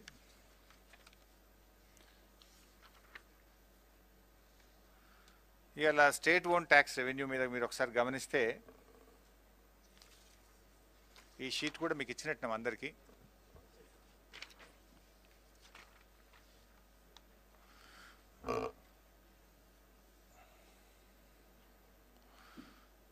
ఎస్ఓటిఆర్ వృద్ధి రేటు మీరు గమనిస్తే ఇందాక నేను ప్రజెంటేషన్లో కూడా ఇచ్చాను. ఇది చాలా ఇంపార్టెంట్. ఏ రాష్ట్రమైనా ఆర్థిక పరిపుష్టి కలిగినటువంటి రాష్ట్రము అనేది ఆ రాష్ట్రం యొక్క ఎస్ఓటిఆర్ మీద ఆధారపడుతుంది. ఇవాళ మన దేశంలో చాలా రాష్ట్రాలు కేంద్ర ప్రభుత్వం నుంచి వచ్చేటువంటి సపోర్ట్ ద్వారా నడిచే రాష్ట్రాలు ఎక్కువ ఉంటాయి. కేంద్రం నుంచి వచ్చేది ఎక్కువ, రాష్ట్రం యొక్క ఆదాయం తక్కువగా ఉంటుంది. వేరేజ్ మన రాష్ట్రానికి సంబంధించి మాత్రం రాష్ట్ర ప్రభుత్వం యొక్క ఆదాయం ఎక్కువ, కేంద్రం నుంచి వచ్చేటువంటిది తక్కువ. ఇన్ఫ్యాక్ట్ కేంద్రానికి మనం కాంట్రిబ్యూట్ చేసేది ఎక్కువ, కేంద్రం నుంచి రాష్ట్రానికి వచ్చేది చాలా తక్కువ. మీరు ఈ రంగంలో మనం చాలా చక్కటి అభివృద్ధిని మనం నమోదు చేసినాం. మీరు గమనిస్తే 2014-15లో ఇందాక నేను చెప్పినట్టు 35,146 కోట్లుంటే ఈరోజు రాష్ట్రం యొక్క ఆదాయం 66,648 కోట్లకు పెరిగాం. అంటే 98% గ్రోత్ను మనము గత 6 సంవత్సరాల్లో నమోదు చేసినాం. మీరు లాస్ట్ 6 years యావరేజ్ మీరు ఒకసారి గమనిస్తే తెలంగాణ 11.52తోని దేశంలో నంబర్ 1 స్థానంలో నిలిచింది. రాష్ట్రం యొక్క స్వంత ఆదాయ వనరులను పెంచుకోవడంలో గత 6 సంవత్సరాల్లో భారతదేశంలో తెలంగాణ రాష్ట్రం మొదటి స్థానంలో నిలిచింది. మీరు దీని తర్వాత చూస్తే ఒరిస్సా 9.74%, జార్ఖండ్ 8.90%, ఉత్తరప్రదేశ్ 8.60, ఆంధ్రప్రదేశ్ 8.38, రాజస్థాన్ 7.79, వెస్ట్ బెంగాల్ 7.49, బీహార్ 7.21, గుజరాత్ చూసినట్టయితే 2.59% వృద్ధి రేటును నమోదు చేయడం జరిగింది. మరి చాలామంది నాయకులు ఇలా బీజేపీ నాయకులు మమ్మల్ని రోజు విమర్శిస్తున్నారు.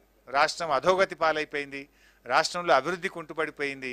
మరి ఇప్పుడు ఏ రాష్ట్రంలో అభివృద్ధి జరిగింది, ఏ రాష్ట్రంలో అభివృద్ధి కుంటుపడిపోయిందో మీ సొంత రాష్ట్రం, మోడీ గారి సొంత రాష్ట్రం యొక్క వృద్ధి రేటు 2.59% అయితే మన తెలంగాణ రాష్ట్రం దేశంలోనే మొట్టమొదటి స్థానంలో 11.52% వృద్ధి రేటుతో we stood number 1 in the country. ఇది వాస్తవం. ఈ వాస్తవాలు తెలుసుకొని మాట్లాడితే బాగుంటుంది మీరు. సో ఇక్కడ అద్భుతమైనటువంటి ప్రగతిని మనం సాధించాం. ఈ ఫిగర్స్ ఇవేవి కూడా మేము సొంతగా ఇస్తున్నది కాదు. ఇది కేంద్ర ప్రభుత్వం ఇచ్చినటువంటి లెక్కలు, కేంద్ర ప్రభుత్వం ఇచ్చిన వాటి ఆధారంగానే ఈరోజు మేము ముందు పెట్టడం జరుగుతూ ఉంది. ఇంకొక ఇంపార్టెంట్ది, పదే పదే ఈ రాష్ట్రం గురించి మాట్లాడుతుంటారు. అప్పులు బాగా పెరిగినాయి, రాష్ట్రం అప్పులు బాగా తీసుకున్నది, అప్పుల రాష్ట్రంగా ఈ రాష్ట్రాన్ని మార్చిందని కూడా చెప్తుంటారు. మేము ఇంతసేపు అభివృద్ధి గురించి చెప్పాం. జిఎస్డిపిలో ఏం పెరిగాం, పర్ క్యాపిటల్ ఇన్కంలో ఎట్లా పెరిగినాం, పవర్ కన్జంప్షన్లో ఎట్లా పెరిగినాం, మన స్టేట్ ఓన్ ట్యాక్స్ రెవెన్యూలో ఎలా పెరిగాం, ఇవన్నీ ఇప్పుడు మీ ముందు పెట్టాను నేను. అప్పుల విషయంలో కూడా ఈరోజు వాస్తవాలు మీ ముందు పెట్టాలి. అంటే ప్రతిపక్షాలు మాట్లాడుతున్నాయని ఒక గోబల్స్, ఒక అవాస్తవాలను పదే పదే ఒక అబద్ధాన్ని 100 సార్లు చెప్తే ప్రజల్ని నమ్మించాలనేటువంటి ధోరణిలో గొంతు పెద్దగా చేసుకొని మాట్లాడడమో లేదా పరుష పదజాలాన్ని వాడడంతోనో ప్రజల్ని నమ్మించాలని చూస్తే నమ్మరు. ప్రజలకు కూడా ఇవాళ అన్ని విషయాలు తెలుసు. ఇవాళ ఇంటర్నెట్ ఫెసిలిటీ వచ్చిన తర్వాత, ఆన్లైన్ కనెక్టివిటీ వచ్చిన తర్వాత ప్రజల చేతుల్లో మొత్తం సమాచారం ఉంది. Everything is open. పబ్లిక్ డొమైన్లో ఒకసారి వచ్చిన తర్వాత వాస్తవాలు ప్రజలు గమనించగలుగుతారు. సో అప్పులలో కూడా ఈరోజు రాష్ట్రం అప్పుల ఊపిలో కూరుకుపోయిందని చెప్పేటువంటి ప్రయత్నం చేస్తున్నారు. ఇన్ఫ్యాక్ట్ రాష్ట్రాలకు అధికారమే లేదు. మీరు ఎంత అంటే అంత అప్పు తీసుకునే అధికారం లేదు. కేంద్ర ప్రభుత్వము రాష్ట్రాలకు 25% పరిమితిని విధించడం జరిగింది. దీన్ని వాస్తవానికి బ్రాడ్ పాలసీ ఇది కేంద్ర ప్రభుత్వ చేతిలో ఉంటుంది. రాష్ట్రాలు ఎంత అప్పులు తీసుకోవాలి, రాష్ట్రాల యొక్క పరిమితులు ఏంటి, ఈ నిర్ణయించేటువంటి అధికారం ఇలా కేంద్ర ప్రభుత్వ చేతిలో ఉంటుంది. ముఖ్యంగా రాష్ట్రాలకు ఈరోజు కేంద్రం 25% ఎఫ్ఆర్బిఎం లిమిట్స్ను మీరు దాటొద్దని చెప్పి వాళ్ళు రాష్ట్రాలకు చెప్పినారు. కానీ తెలంగాణ రాష్ట్రం మీరు ఒకసారి గమనిస్తే we are well within our limits. 22.83%తో మనము 25%కి లోబడే ఉన్నాం. మన జిఎస్డిపిలో మన రాష్ట్రం తీసుకునేటువంటి అప్పులు 25% కంటే మించి ఉండకూడదు అనేటువంటిది కేంద్ర ప్రభుత్వం రాష్ట్రాలకు విధించినటువంటి పరిమితి. ఇలా ఆ పరిమితిలోనే ఉన్నాం మనం. ఈరోజు మన రాష్ట్రం తీసుకున్నటువంటిది మీరు గమనిస్తే 22.83%తో ఉన్నాం. నిజానికి ఇక్కడ మీరు గమనిస్తే చాలా రాష్ట్రాలు దాన్ని దాటిపోయినాయి. ఇవాళ దేశంలో అనేక రాష్ట్రాలు మీరు గమనించినట్టయితే చాలా ధనిక రాష్ట్రంగా చెప్పుకునేటువంటి పంజాబ్ 38.67%తో ఉంది. ఇక్కడ మీరు గమనిస్తే మీకు ఆ షీట్ కూడా అందించడం జరుగుతూ ఉంది. పంజాబ్ 38.67, వెస్ట్ బెంగాల్ 34.67, రాజస్థాన్ 34.54, ఉత్తరప్రదేశ్ 33.8, ఆంధ్రప్రదేశ్ 32.67, బీహార్ 30.79, కేరళ 30.30, మధ్యప్రదేశ్ బీజేపీ పాలిత రాష్ట్రం 29.35, గోవా ఇది మరో బీజేపీ పాలిత రాష్ట్రం 28.07, జార్ఖండ్ 27.93, ఛత్తీస్గఢ్ 27.06, ఇలా వెళ్తే తెలంగాణ 22.83%తో ఈరోజు మనము పరిమితులకు లోబడి మాత్రమే ఉంది. ఈ విషయాన్ని కూడా ఇవాళ మీరు ప్రతిపక్షాలు కొంత గమనించుకొని మాట్లాడితే మంచిదని కూడా నేను వారికి చెప్తా ఉన్నాను. అంటే మన రాష్ట్రం అప్పులు చేసినా కూడా పరిమితులకు లోబడే చేసినాం. చేసిన అప్పులను సద్వినియోగం చేసినాం కనుక, ప్రాపర్గా దాన్ని ఖర్చు పెట్టినాం కనుక, ఉత్పాదక రంగాల మీద పెట్టినాం కనుక దాని యొక్క ఫలితాలే ఈరోజు జిఎస్డిపి పెరుగుదల, పర్ క్యాపిటల్ ఇన్కమ్ పెరుగుదల, ఈరోజు రాష్ట్రం యొక్క ఓన్ ట్యాక్స్ రెవెన్యూ పెరుగుదలకు ప్రభుత్వం ఆ తీసుకున్న అప్పులను కానీ, రాష్ట్ర ప్రభుత్వం పెట్టిన పెట్టుబడులు కానీ, రాష్ట్ర ప్రభుత్వ విధానాలకు అద్భుతంగా ఉండడం వల్లనే ఈ యొక్క పురోగతి రాష్ట్రం సాధించింది.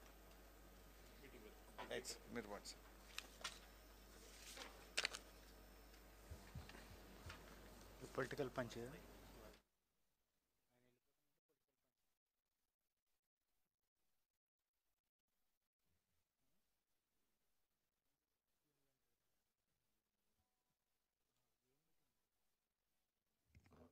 Sir, presentation అయిపోయింది. Now I would like to have a small press meet.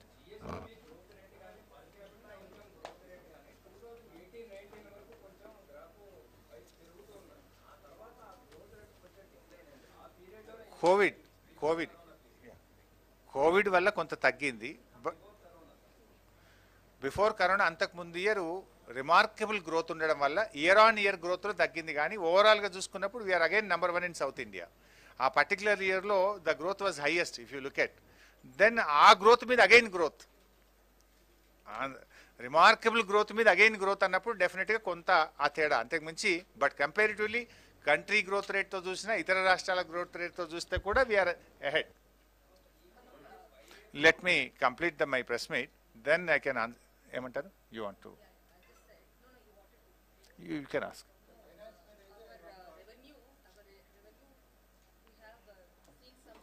GR Reddy గారిని రమ్మను బాబు, జిఆర్ రెడ్డి నుండి మన The shortfall we have seen, Yeah. but we are spending more, and outside the budget also have been spending. So that is also well within the limits.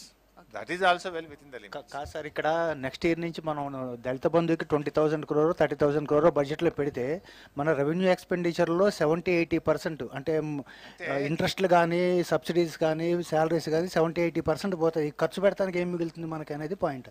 దానికి కూడా ప్రభుత్వం ప్రత్యామ్నాయ విధానాలు ముఖ్యమంత్రి గారు ఆలోచిస్తున్నారు కదా. మనకు ఎన్నో అసెట్స్ ఉన్నాయి, కొన్ని పనికిరానటువంటి అసెట్స్ ఉంటాయి. దానికి కూడా ప్రభుత్వానికి ఒక విధానం ఉంటుంది. ఇక్కడ మీరు ఒకటి గమనించాలి, దళిత బంధు అనేటువంటి దాన్ని ఇదేదో ప్రజలకు ఇస్తున్నారు అని మీరు చూస్తున్నారు.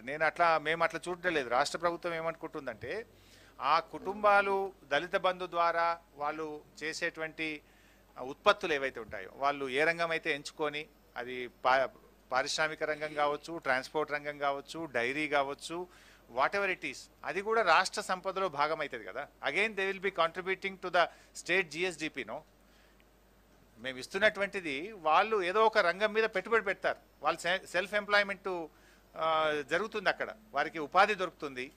ఇప్పుడు వాళ్ళు ఒక డైరీ తీసుకున్నారనుకోండి, పాలు పోస్తారు, పాలు పోయడం ద్వారా ఏమవుతుంది, రాష్ట్రం యొక్క ఉత్పత్తి పెరుగుతుంది కదా, మన యొక్క జిఎస్డిపి పెరుగుతుంది, వాళ్ళ పర్ క్యాపిటల్ ఇన్కమ్ పెరుగుతుంది, వాళ్ళ ఆదాయం పెరుగుతుంది. మనము దళిత బంధు అనేటువంటిది ఆ కుటుంబాలకు చేసే సహాయంగా కాదు మనం చూడాల్సింది, అది చూడాల్సింది రాష్ట్ర అభివృద్ధిలో వాళ్ళు కూడా భాగం అవుతుంటారు. మన జిఎస్డిపి పెరుగుదలలో ఆ ఉత్పత్తులు కూడా భాగంగానే మనం చూడాల్సి ఉంటుంది. కరెక్టే, బట్ ఎట్లా ఇస్తారనేది మీరు చూడండి. ఇలాంటి క్వశ్చన్సే ఇలాంటి క్వశ్చన్స్ మేము కాళేశ్వరం ప్రాజెక్టు మల్లన్న సాగర్ స్టార్ట్ చేసినప్పుడు కూడా ఐ వాజ్ ఇరిగేషన్ మినిస్టర్, అందరూ అనేవాళ్ళు అసలు ఇది మేము బతుకుండంగా ఈ మల్లన్న సాగర్ను చూస్తామా, మేము ఇదంతా రియల్ ఎస్టేట్ వ్యాపారం చేయడానికి ప్రభుత్వం భూములు తీసుకుంటా ఉంది, ఇంకా కొంతమంది అయితే అసలు ఇదంతా కూడా వృధా కాంట్రాక్టులను బతికించడానికి చేస్తున్నారు. ఇలాంటి మాటలే ఇవే ప్రతిపక్షాలు మాట్లాడినాయి. బట్ ఆ మాటలన్నిటికీ సమాధానం నిన్నటి ఫలితం మీరు చూశారు కదా, నీళ్లు పోస్తూ ఉంది కదా. సో ఇట్లాంటి విషయాలు ఎప్పుడు కూడా ప్రభుత్వానికి చిత్తశుద్ధి ఉంటే, ప్రభుత్వానికి నిజాయితీ ఉంటే ఎన్నో మార్గాలు ఉంటాయి, ఎన్నో అవకాశాలు ఉంటాయి. డెఫినెట్గా గౌరవ ముఖ్యమంత్రి గారికి ఒక ఆలోచన ఉంది, దాన్ని చేయాలనేటువంటి కృతనిశ్చయంతో వారు ఉన్నారు, పట్టుదలతో వారు ఉన్నారు. డెఫినెట్గా రాబోయే రోజుల్లో రాష్ట్రంలోని అన్ని కుటుంబాలకు కూడా, దళిత కుటుంబాలకు ప్రభుత్వం అందించి తీరుతుంది.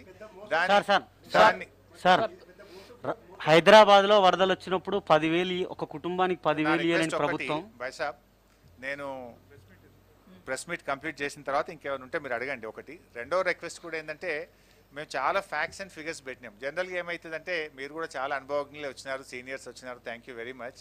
నార్మల్గా ఏమైందంటే ఒక సెన్సేషనల్ కామెంట్ ఏదైనా చేస్తే ఈ ఫ్యాక్ట్స్ అండ్ ఫిగర్స్ అన్నీ కూడా సైడ్ లైన్ అయిపోతాయి, అసలు విషయం పోయి కొసరు విషయం ముందుకు వస్తుంది. So I kindly request, please present all these facts and figures. రేపు ప్రజల ముందు పెట్టండి, ప్రజలకు కూడా తెలవాల్సిన అవసరం ఉంది. ఎందుకంటే నేను చెప్పినటువంటివి రాష్ట్ర ప్రభుత్వ లెక్కలు కాదు, కేంద్ర ప్రభుత్వ లెక్కలే చెప్పినాం, కేంద్రం డిక్లేర్ చేసిన లెక్కలే చెప్పినాం. దేశం కంటే మన రాష్ట్రం ఎంత అభివృద్ధిలో ముందుకుంది అనేటువంటి విషయాలు చెప్పాం. ఇవాళ ఎంతసేపు బీజేపీ నాయకులు జబ్బలు జరుచుకుంటున్నారు, మేము ఇట్లా చేసినామంటే అట్లా చేసినాం. ఏం చేసినా అంటే భారతదేశం యొక్క ఆర్థిక వ్యవస్థ బంగ్లాదేశ్ కంటే పతనా స్థితిలో ఉంది. ఇది మీరు చేసిండ్రు, ఇదే కదా మీరు చేసింది. సో మిత్రులారా, నేను ఒక్కసారి let me complete my press meet, then I can answer your questions. But నా రిక్వెస్ట్ ఏంటంటే, వీలైనంత వరకు మనం let's confine to this subject.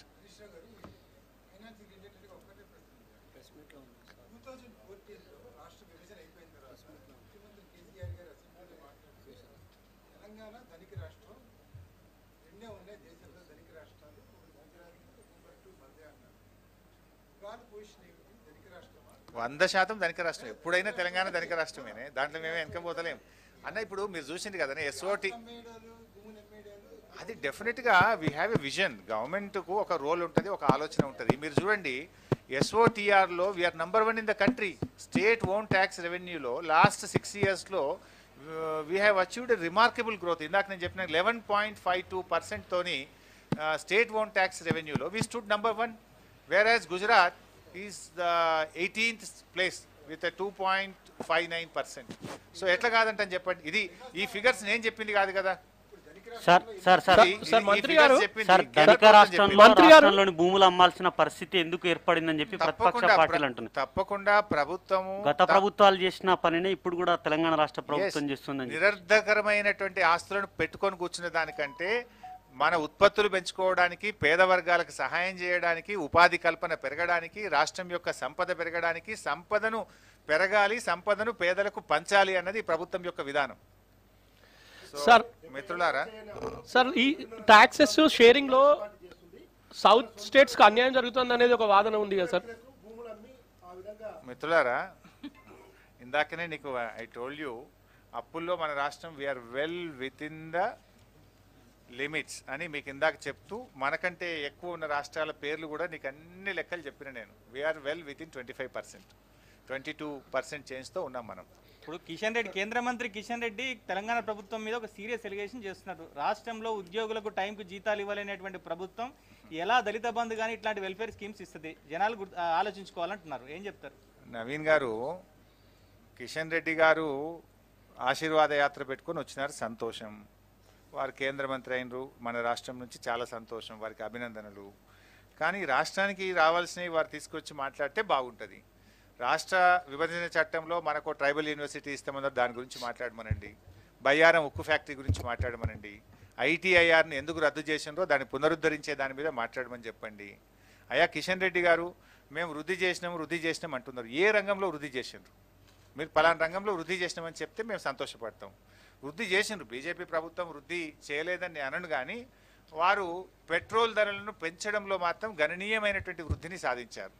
రాష్ట్రం ఏర్పడ్డ నాడు 72 రూపాయలు ఉన్నటువంటి పెట్రోల్ ధర ఈరోజు 105 రూపాయలకు 46% ధరల పెరుగుదలలో వృద్ధి సాధించారు. డీజిల్ ధరల్లో కూడా మీరు గమనిస్తే రాష్ట్రం 2014-15 కేంద్రంలో బీజేపీ ప్రభుత్వం వచ్చినాడు 57 రూపాయలు ఉన్న డీజిల్ ధర ఈరోజు 97 రూపాయలకు పెంచడంలో మాత్రం వృద్ధిని సాధించారు బీజేపీ ప్రభుత్వం. ఇవాళ పెట్రోల్ ధరల పెంపుదలలో బీజేపీ 7 ఏళ్ల పరిపాలనలో వృద్ధి 46%, డీజిల్ ధరల పెంపుదలలో వృద్ధి 70%. అదేవిధంగా గ్యాస్ సిలిండర్ల పేద ప్రజల నడ్డీ విరిచేటువంటి పనిలో గ్యాస్ సిలిండర్ ధరలో కూడా బ్రహ్మాండమైన వృద్ధి, రెట్టింపు వృద్ధి సాధించారు. సబ్జెక్టు కరెక్షన్ కానీ నాకున్న సమాచారం మేరకు ఆ రోజు 450 రూపాయలు ఉన్నటువంటి గ్యాస్ సిలిండర్ ధర ఇవాళ 950 రూపాయలు అయింది. ఆల్మోస్ట్ డబుల్ చేసినారు. అంటే మీరు ఆ రోజు ఏం చెప్పింది ఇదే బీజేపీ ప్రభుత్వం? 2014-15లో గ్యాస్ సిలిండర్కు దండం పెట్టు, ఓటేసేటప్పుడు దండం పెట్టిపోయి ఓటేయమని చెప్పింది. ఇప్పుడు ఏం చెప్పాలి? 450 రూపాయలు ఉన్న గ్యాస్ సిలిండర్ ధర ఇలా 950 రూపాయలకు పెంచింది. ఇక్కడ మాత్రం వృద్ధి సాధించింది కదా కిషన్ రెడ్డి గారు. ఇది ఎందుకు చెప్తలేరు మీ ఆశీర్వాద యాత్రలో? మేము పెట్రోల్ ధరల పెంపుదలలో వృద్ధి, డీజిల్ ధరల పెంపుదలలో వృద్ధి, గ్యాస్ ధరల పెంపుదలలో వృద్ధి, ఇక్కడ ఇంకొక వృద్ధి కూడా సాధించారండి. ఇంకొక వృద్ధి ఏంటంటే మైనస్ వృద్ధి. అది ఇంతకుముందు గ్యాస్ సిలిండర్లు పేదవాళ్ళకి ఇచ్చినప్పుడు ప్రభుత్వం ఏం చెప్పిందంటే, మేము క్యాష్ ట్రాన్స్ఫర్ చేస్తాము, 250 రూపాయలు ఒక సిలిండర్ మీద ప్రతి కుటుంబానికి 12 సిలిండర్లకు 250 రూపాయలు క్యాష్ ట్రాన్స్ఫర్ చేస్తామని చెప్పారు. అక్కడ కూడా వృద్ధి సాధించారు. ఏంటంటే నెగటివ్ వృద్ధి. ఏంటంటే 250 రూపాయల నుంచి 40 రూపాయలకు తగ్గించారు. సిలిండర్ ధర పెరిగింది, సబ్సిడీ తగ్గింది. ఇగో ఇక్కడ మాత్రం వృద్ధి సాధించారండి. దీని మీద ఎందుకు మాట్లాడరండి? 450 రూపాయలు ఉన్న సిలిండర్ ధరను 950 రూపాయలు చేస్తుంది, 250 రూపాయలు ఉన్న సబ్సిడీని మాత్రం 40 రూపాయలకు తగ్గిస్తుంది. దీని గురించి ఎందుకు మాట్లాడరు? ఒకవైపు సబ్సిడీ తగ్గింది, మరొక వైపు గ్యాస్ యొక్క cost state is also benefiting kada because of this increase in petrol and diesel prices. But మీరు ఒక్కసారి గమనిస్తే, subject to correction exact number నాకు తెలియదు, కానీ తెలంగాణ రాష్ట్రం పెంచింది ఒక్కసారి, కేంద్ర ప్రభుత్వం డీజిల్ పెట్రోల్ ధరలు పెంచింది ఐ థింక్ 26 టైమ్సే ఉంది. అది 26 టైమ్స్ పెంచినారు. 26 టైమ్స్ పెంచారు. మేము మాత్రం ఒక్కసారే పెంచినాం. 26 సార్లు పెంచిన ఘనత కేంద్ర ప్రభుత్వం. But you haven't reduced VAT. ఒక్కసారే పెంచినాం మేము. కానీ కేంద్రం 26 సార్లు పెంచింది. కేంద్రం ఎంత పెంచింది అనేది కూడా చెప్పిన కదా. 72 రూపాయల నుంచి మీరు 105 రూపాయలకు పెంచినారు కదా. మరి అది ఎంత పర్సెంటేజ్ పెరిగింది? 46% పెరిగింది. దాని మీద ఎందుకు మాట్లాడారు? డీజిల్ 70% పెరిగింది. దాని ఇంపాక్ట్ ఎంత ఉంది? అన్ని రంగాల మీద, నిత్యావసర వస్తువుల మీద ఉంది, పేద ప్రజల మీద ఉంది, ఇవాళ అన్నిట్లలో పెరిగింది. ఇవాళ కిషన్ రెడ్డి గారు మీరు అన్నట్టు వృద్ధి సాధించింది. దేంట్లో వృద్ధి సాధించింది? ఏం సాధించింది? కరెక్ట్గా ఒకటి గట్టిగా చెప్తాం మనం. ఏ రంగంలో సాధించారు బైసాబ్? ఇవాళ ఆస్తులు అమ్మడంలో మాత్రం వృద్ధి సాధించింది. బీజేపీ ప్రభుత్వం ఏది అమ్మలేదు ఈరోజు? మీరు అమ్మ చెప్పండి. రోడ్లు అమ్మినరు, విమానాశ్రయాలు అమ్ముతున్నారు, రైల్వే స్టేషన్లను అమ్ముతున్నారు, నవరత్నాలను అమ్ముతున్నారు, ఎల్ఐసిని అమ్ముతున్నారు, బిఎస్ఎన్ఎల్ని అమ్ముతున్నారు. మీరు అన్ని అమ్మకానికి పెట్టింది కదా. ఇవాళ ఏం సాధించిండ్రు? ఇప్పుడు ఇందాక మీరు చూసిండ్రు, జిఎస్డిపిలో మైనస్, ప్రైమరీ సెక్టార్లో మైనస్, పర్ క్యాపిటా ఇన్కంలో తగ్గుదల, ఈరోజు అన్ని రంగాల్లోనేమో తగ్గుదల, ధరలు మాత్రం పెరుగుదల.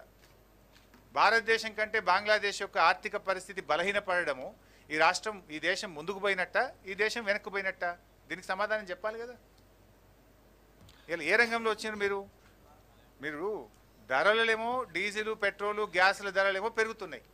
దేశం యొక్క జీడిపి తగ్గుతుంది, దేశం యొక్క పర్ క్యాపిటా ఇన్కమ్ తగ్గుతుంది, దేశం యొక్క ప్రైమరీ సెక్టార్లో గ్రోత్ తగ్గుతుంది. ఇవాళ రాష్ట్రంతో కంపేర్ చేస్తే, తెలంగాణ రాష్ట్రంతో చూస్తే అన్ని రంగాల్లో తక్కువనే ఉంది కదా. మీరు అట్లనే అదేవిధంగా సెస్ రూపంలో ఇవాళ మా అడ్వైజర్ గారు ఇస్తూ ఉన్నారు. ఎంత పర్సెంట్ సార్ ఇది? Increase in cess 16 rupees. Cess రూపంలో ఈరోజు పెట్రోల్, డీజిల్ మీద 16 రూపాయలు భారం వేసినారు ప్రజల మీద. బీజేపీ అధికారంలోకి వచ్చిన 7 సంవత్సరాల్లో సెస్ రూపంలో వేసినటువంటి భారం 16 రూపాయలు, 1 లీటర్ పెట్రోల్, 1 లీటర్ డీజిల్ మీద వేసినటువంటి భారం. అదేవిధంగా ఇదేంటి సార్? డిజిన్వెస్ట్మెంట్ శాఖ అది వెంటనే పెట్టినాం. మనకు కూడా ప్రైజ్ ఇస్తామన్నారు కదా. మా అడ్వైజర్ గారు చెప్తున్నారు ఏంటంటే, దేశంలో ఒక బీసీ మంత్రిత్వ శాఖ పెట్టమంటే పెట్టలేదు, కానీ ఒక డిజిన్వెస్ట్మెంట్ శాఖ మాత్రం పెట్టినారు. అంటే ఉన్న ప్రభుత్వ రంగ సంస్థలను అమ్మకానికి పెట్టేటువంటి శాఖ మాత్రం పెట్టినారు. దాంట్లో రాష్ట్రాలకు కూడా ఆఫర్ ఇచ్చిండ్రు, మీరు కూడా తొందరగా అమ్మండి, మీకు కూడా praise first come first prize ఇచ్చారు. ఒక 6,000 కోట్ల రూపాయల బడ్జెట్ ఉంది కేంద్రంలో. ఏ రాష్ట్రాలు అయితే వారి రాష్ట్రాల్లో ప్రభుత్వ రంగ సంస్థలను మీరు అమ్మకానికి పెడతారో ఆ రాష్ట్రాలకు ప్రైజ్ ఇస్తామని చెప్పింది కేంద్ర ప్రభుత్వం. First come first, A ceiling of 1,000 crores per state. 6,000 crores 1,000 is the upper ceiling for a state. So మీరు అమ్మితే మీకు 1,000 కోట్ల ప్రైజ్ ఉంది.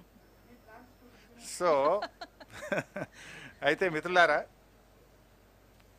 మరి ఈరోజు మేము మీతో కోరేది ఒక్కటే. మన రాష్ట్రంలో ఈ మధ్యకాలంలో ప్రతిపక్షాలు ఏంటంటే, ఒకరికి మించి ఒకరు విమర్శలు చేసే ప్రయత్నం చేస్తున్నారు. ఒకటేమో విత్ ఇన్ ద పార్టీ, ఇంకోటేమో ఎమాంగ్ ద పార్టీస్. ఒకటేమో బీజేపీలో కిషన్ రెడ్డి గారు బండి సంజయ్ గారి మీద పై చేయి సాధించాలనో, బండి సంజయ్ గారు కిషన్ రెడ్డి గారి మీద పై చేయి సాధించాలనో విమర్శలు చేసే ప్రయత్నం. లేదా రాష్ట్రంలో మేమే ప్రత్యామ్నాయం అంటే మేమే ప్రత్యామ్నాయం అని కాంగ్రెస్, బీజేపీలు కూడా ఈరోజు విమర్శలు చేస్తూ వస్తున్నారు. అసలు వాళ్ళు దేనికి ప్రత్యామ్నాయం? ద్వితీయ స్థానం కోసం ఎవరు ప్రత్యామ్నాయమో మీరు కొట్లాడుకోవాలి. ఈ రాష్ట్రంలో ప్రథమ స్థానంలోకి ఎప్పుడు రాలేరు. కేసీఆర్ గారు ఉన్నంతకాలం, టీఆర్ఎస్ పార్టీ ఉన్నంతకాలం డెఫినెట్గా టీఆర్ఎస్ పార్టీయే ప్రథమ స్థానంలో ఉంటుంది, ప్రభుత్వంలో ఉంటుంది. మీరు ప్రత్యామ్నాయం అని మీరు మాట్లాడే మాటలు ఏంటంటే, మేము 2వ స్థానంలోకి వెళ్ళాలి, మేము 2వ స్థానంలోకి వెళ్ళాలని 2వ స్థానం కోసం కాంగ్రెస్, బీజేపీలు పోటీ పడుతున్నట్టు. కానీ మొదటి స్థానం కోసం మాత్రం దరిదాపుల్లో కూడా మీరు ఎవరు లేరు, రారు కూడా. ఇవాళ మేము మీతో కూడా కోరేది ఏంటంటే, బేసికల్లీ వాళ్ళకి ఒక ఇష్యూ ఏంటంటే, ప్రతిపక్షాలు గత 6-7 సంవత్సరాలుగా మీరు గమనిస్తే వాళ్ళు సమస్యలు లేవు వాళ్ళకి. అసలు ప్రజా సమస్యలు లేకపోవడమే వారికి ప్రధానమైన సమస్యగా కనబడతా ఉంది నాకు. ఎందుకంటే మేము చాలా రోజుల నుంచి ఎమ్మెల్యేలుగా ఉన్నాం, ప్రతిపక్షంలో పనిచేసినాం, అసెంబ్లీలో మేము కూడా ఉన్నాం. 2014-15 నుంచి మేము చూస్తే ఎప్పుడు అసెంబ్లీకి పోయినా ఫస్ట్ మొదటి రోజు ఎమ్మెల్యేలు ఏం చేసేవాళ్ళు? ఖాళీ బిందెల ప్రదర్శన, క్యాండిళ్ళు, కందిళ్ళ ప్రదర్శన ఉన్నాయా ఈ రాష్ట్రంలో? ఇప్పుడు గత 7 సంవత్సరాలుగా అసెంబ్లీకి వస్తున్నారు అందరూ. వరికంకులు, ఎండిపోయిన వరికంకులు పట్టుకొని వరి చేళ్లను పట్టుకొని మక్క కంకులను పట్టుకొని అసెంబ్లీకి ఎమ్మెల్యేలు వచ్చేవారు. ఖాళీ కుండల ప్రదర్శన, కందిళ్ళ ప్రదర్శన, ఎండిపోయిన వరి చేళ్ళు మక్క చేళ్లతోని ఎమ్మెల్యేలు ప్రదర్శన చేసేవాళ్ళు. ఇవాళ అవకాశం ఉందా? మేమే నడిచినాం. గన్ పార్క్ నుంచి, అంబేద్కర్ నుంచి, ఇందిరా పార్క్ నుంచి ఎమ్మెల్యేల ఖాళీ కుండల యాత్రలు ఈరోజు ఈ రాష్ట్రంలో ఉన్నాయా? ఇవాళ దీనికి కారణం ఏంది? గౌరవ ముఖ్యమంత్రి గారు కేసీఆర్ గారు ఇలా అద్భుతమైనటువంటి ప్రగతిని సాధించి అసలు వీళ్ళకి సమస్యలు లేకుండా పోయినాయి, ఎజెండా లేకుండా పోయింది ప్రతిపక్షాలకు. అందుకే పాపం కాంగ్రెస్ బీజేపీలు ఇవాళ బేస్లెస్ అయిపోయి బేస్లెస్ ఆరోపణలతోని కాలం వెలిబుచ్చే కార్యక్రమం చేస్తూ ఉన్నారు. ఇవాళ ముఖ్యమంత్రి గారు అనేక సమస్యలకు ఒక శాశ్వత పరిష్కారం ఇచ్చారు. గత ప్రభుత్వాలేమో మేము ధర్నాలు చేస్తే ఏం చేసేవాళ్ళంటే, ఓకే ఈసారి డ్రౌట్ కింద త్రాగునీటి సమస్య పరిష్కారానికి 500 కోట్లు ఇస్తున్నాం, 300 కోట్లు ఇస్తున్నాం అని చెప్పేవాళ్ళు. That was the only temporary. We have given a permanent solution. మీరు అట్లా గమనిస్తే ఇవాళ మంచినీటి సమస్యకు మిషన్ భగీరథతో శాశ్వత పరిష్కారం, సాగునీటి సమస్యకు భారీ ప్రాజెక్టులతో ఒక పరిష్కారం, ఇవాళ రైతులకు, రాష్ట్రంలోని అన్ని వర్గాలకు, ప్రతి కన్జ్యూమర్కు 24 గంటల నాణ్యమైన విద్యుత్ సరఫరా. గత ప్రభుత్వాల హయాంలో పారిశ్రామికవేత్తలు ఇందిరా పార్క్ కాడ ధర్నాలు చేసింది కదా, నేనే పోయి మాట్లాడిన అప్పుడు అపోజిషన్లో ఉండి. ఇందిరా పార్క్ దగ్గర పారిశ్రామికవేత్తలు ధర్నాలు చేస్తే మేము పోయి మాట్లాడేవాళ్ళం. మాకు వారానికి 3 రోజులు పవర్ ఆఫ్ ఉంది, మేము ఉండాలన్నా ఏం చేయాలి, మేము బ్యాంకులు అప్పులు ఎట్లా కట్టాలని పారిశ్రామికవేత్తలను ధర్నాలు చేయించిన చరిత్ర మీదైతే రైతులకు సైతం 24 గంటల నాణ్యమైన కరెంట్ ఇచ్చినటువంటి ఘనత కేసీఆర్ గారిది. అదేవిధంగా ఇవాళ వైద్యంలో కూడా మంచి పురోగతిని సాధించినాం. కేసీఆర్ కిట్ కానీ, కంటి వెలుగులు లాంటి మంచి కార్యక్రమాలు తీసుకున్నాం. ఇంకా ఈ సంవత్సరం వైద్య రంగం మీద ముఖ్యమంత్రి గారు ప్రత్యేకమైన దృష్టి పెట్టి వరంగల్లో అద్భుతమైనటువంటి ఆసుపత్రి కానీ, హైదరాబాద్ నలుగుమూలల 4 ఆసుపత్రులు తెచ్చే కార్యక్రమం కానీ, అంటే వైద్య రంగం మీద కూడా ఇవాళ ప్రభుత్వం చాలా ఫోకస్ చేసింది. కొత్త జిల్లాల ఏర్పాటు, మండలాలు, ఇటు డివిజన్లు, అంటే మొత్తంగా పాలనా వికేంద్రీకరణ జరగడం ద్వారా కూడా అభివృద్ధి అనేటువంటిది బాగా వేగం పెరిగింది. పరిపాలన ప్రజలకు దగ్గరగా కూడా వచ్చింది. ధరణితో కూడా ఇలా అనేక 95%, 95% వ్యవసాయ భూ సమస్యలకు ఒక పరిష్కారం దొరికింది. వేగవంతంగా ఇవాళ పాస్బుక్లు కానీ రిజిస్ట్రేషన్ ప్రక్రియ జరుగుతూ ఉంది. రైతులకు, ముఖ్యంగా గ్రామీణ ప్రాంత ప్రజలకు దీనివల్ల ఎంతో మేలు జరిగింది. ఇవాళ పల్లె ప్రగతి, పట్టణ ప్రగతి ఒక అద్భుతమైన విజయాన్ని సాధించినాం. ఐ కెన్ ప్రౌడ్లీ సే భారతదేశంలో భారతదేశంలో ఏ రాష్ట్రంలోనైనా గ్రామంలో తెలంగాణ రాష్ట్రంలో జరిగిన అభివృద్ధి జరిగిందా? ఏ రాష్ట్రమైనా? I'm challenging the oppositions. ఇవాళ మన దేశంలో ఒకసారి గమనిస్తే కాంగ్రెస్ మరియు బీజేపీ పాలిత రాష్ట్రాలు, ఆల్మోస్ట్ బీజేపీ మరియు బీజేపీ మిత్రపక్షాలు 18 బాబు 18 రాష్ట్రాల్లో బీజేపీ మిత్రపక్షాలు పరిపాలిస్తున్నాయి. ఒక 5 రాష్ట్రాల్లో కాంగ్రెస్ మరియు కాంగ్రెస్ మిత్రపక్షాలు పరిపాలిస్తున్నాయి. మన రాష్ట్రంలో రోజు కాంగ్రెస్ బీజేపీ నాయకులు మాట్లాడుతున్నారు. నేను వారిని అడుగుతా ఉన్నా, మీ బీజేపీ పాలిత రాష్ట్రంలో కానీ, మీ ఏ కాంగ్రెస్ పాలిత రాష్ట్రంలోనైనా సరే రైతులకు 24 గంటల ఉచిత కరెంట్ ఇస్తుందా?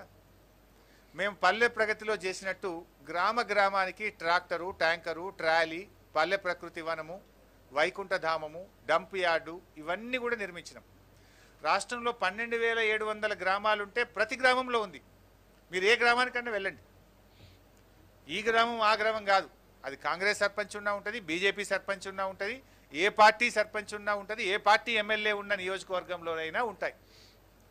రాష్ట్రంలోని ప్రతి గ్రామంలో అంటే క్వాలిటీ ఆఫ్ లైఫ్ పెరగాలని ముఖ్యమంత్రి గారు ఒక వైకుంఠధామం, ఒక డంప్ యార్డు, ఒక ట్రాక్టరు, ఒక ట్యాంకరు, ఒక ట్రాలీ, ఒక నర్సరీ, ఒక పల్లె ప్రకృతి వనం ప్రతి గ్రామంలో ఏర్పాటు చేసినాం.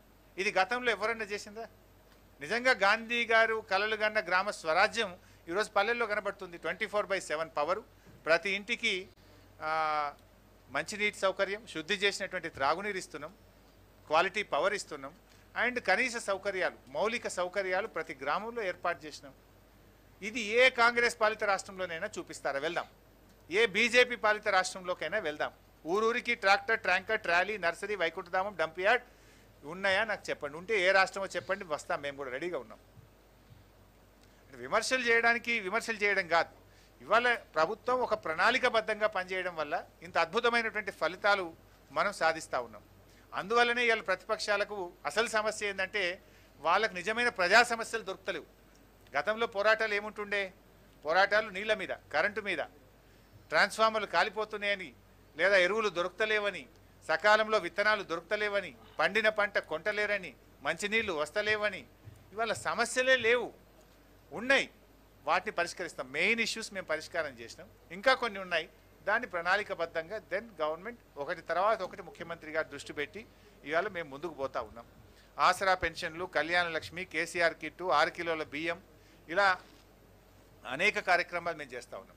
కానీ ఒక్క బాధ కలిగించే అంశం ఏంటంటే, ఈవెన్ ఐఎమ్ అపీలింగ్, ఈ రాష్ట్ర పౌరులుగా మనం రాష్ట్రం గురించి గొప్పగా చెప్పుకోవాలి. రాష్ట్రం అద్భుతమైనటువంటి ప్రగతిని సాధించుకున్నాం. సరే, మేము మా ప్రభుత్వం చేసిన మంచి పనులు మీరు చెప్పబుద్ధి కాకపోతే చెప్పకండి, ఏం పర్వాలేదు.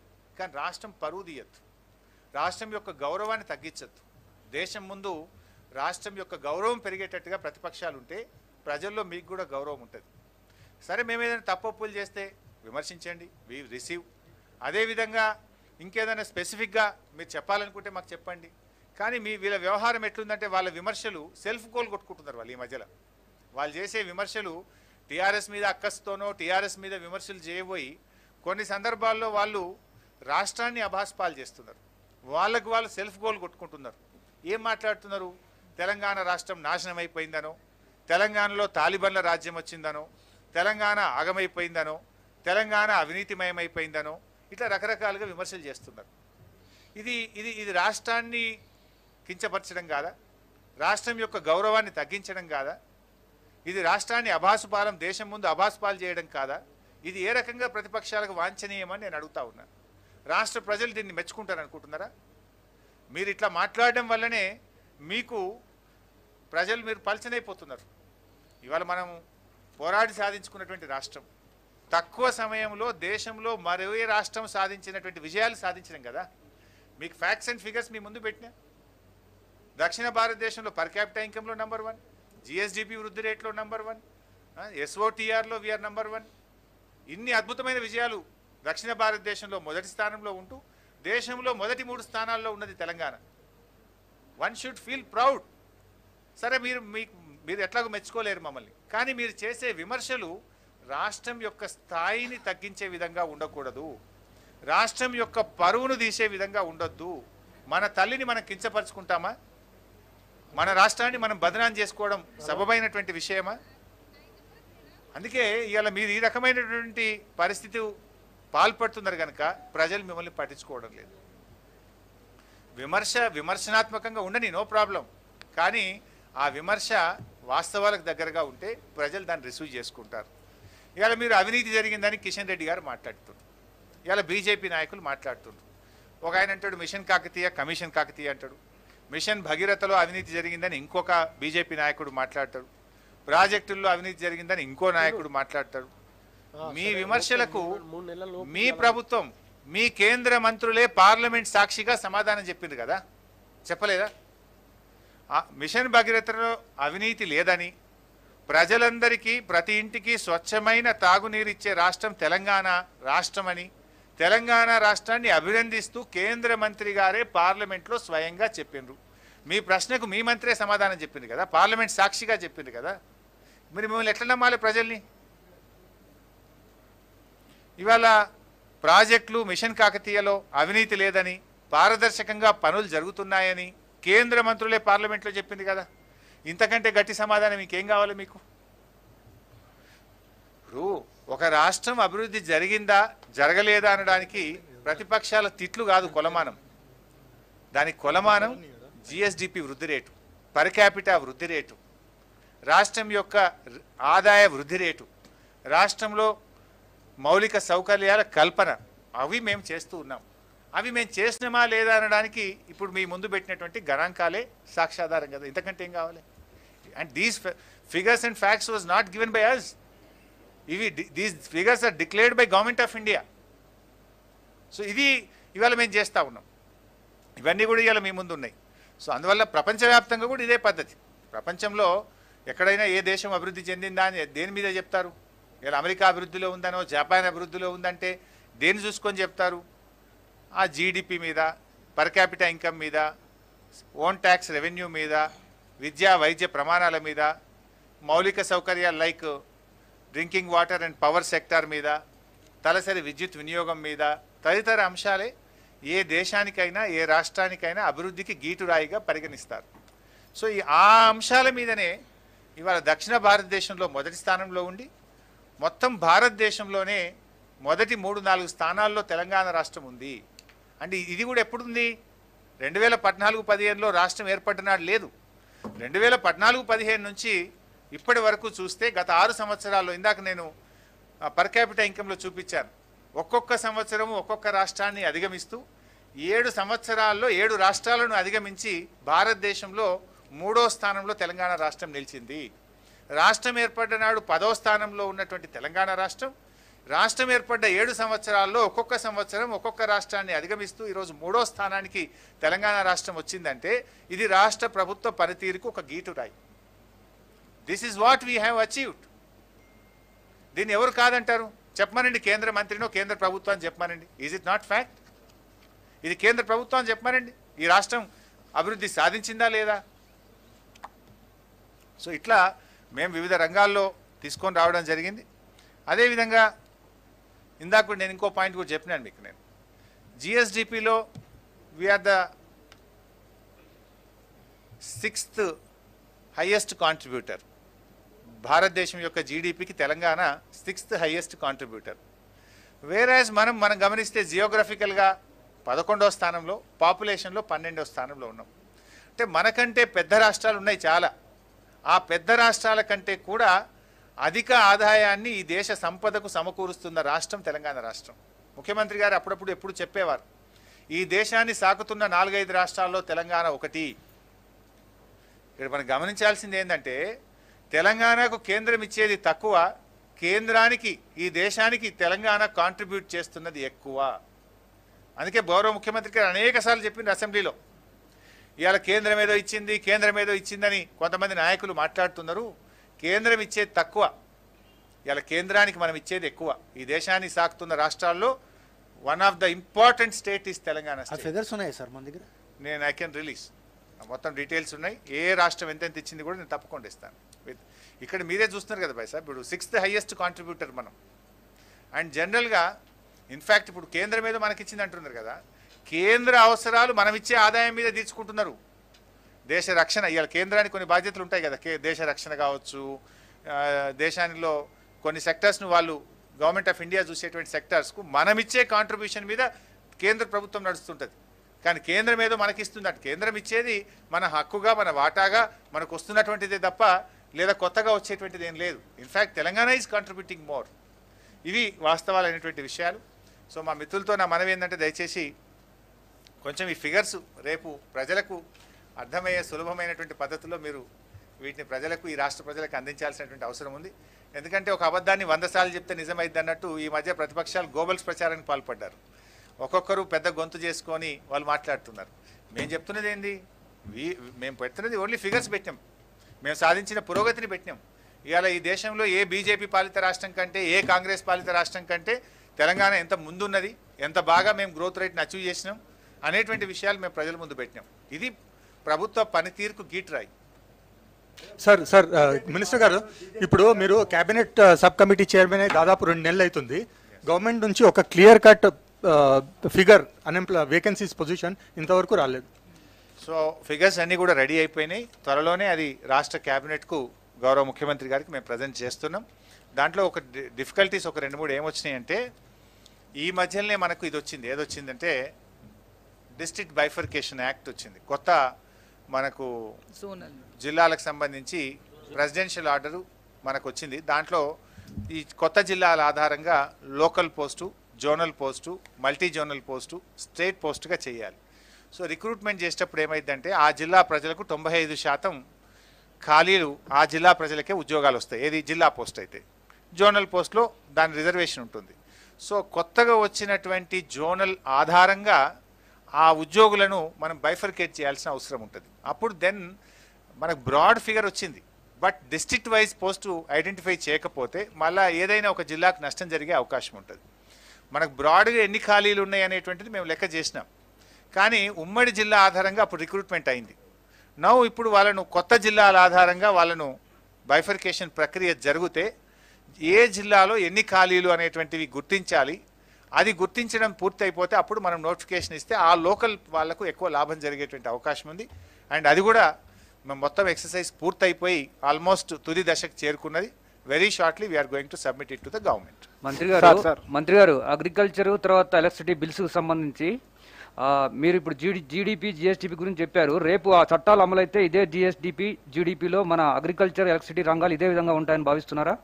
అందుకే కదనే మా బాధ అంతా కూడా. ఇవాళ కేంద్ర ప్రభుత్వము ఆ చట్టాన్ని వెనక్కి తీసుకోవాలని ఇవాళ తెలంగాణ ప్రభుత్వం అసెంబ్లీలోనే తీర్మానం చేసింది కదా.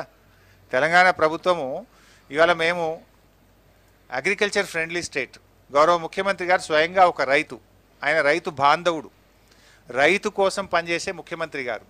అందుకే ఈ కేంద్ర ప్రభుత్వం ఈ మధ్య తెచ్చిన 2 చట్టాలు రైతుకు గుదిబండగా మారుతాయి. ఇవాళ విద్యుత్ చట్టం కావచ్చు, వ్యవసాయ చట్టం కావచ్చు, ఈ 2 చట్టాలను కూడా రద్దు చేయాలని, ఈ 2 చట్టాలను వెనక్కు తీసుకోవాలని తెలంగాణ రాష్ట్ర సమితి, తెలంగాణ ప్రభుత్వము అనేక సందర్భాల్లో మేము డిమాండ్ చేస్తూ వస్తున్నాం, దాన్ని వ్యతిరేకిస్తూ వస్తున్నాం.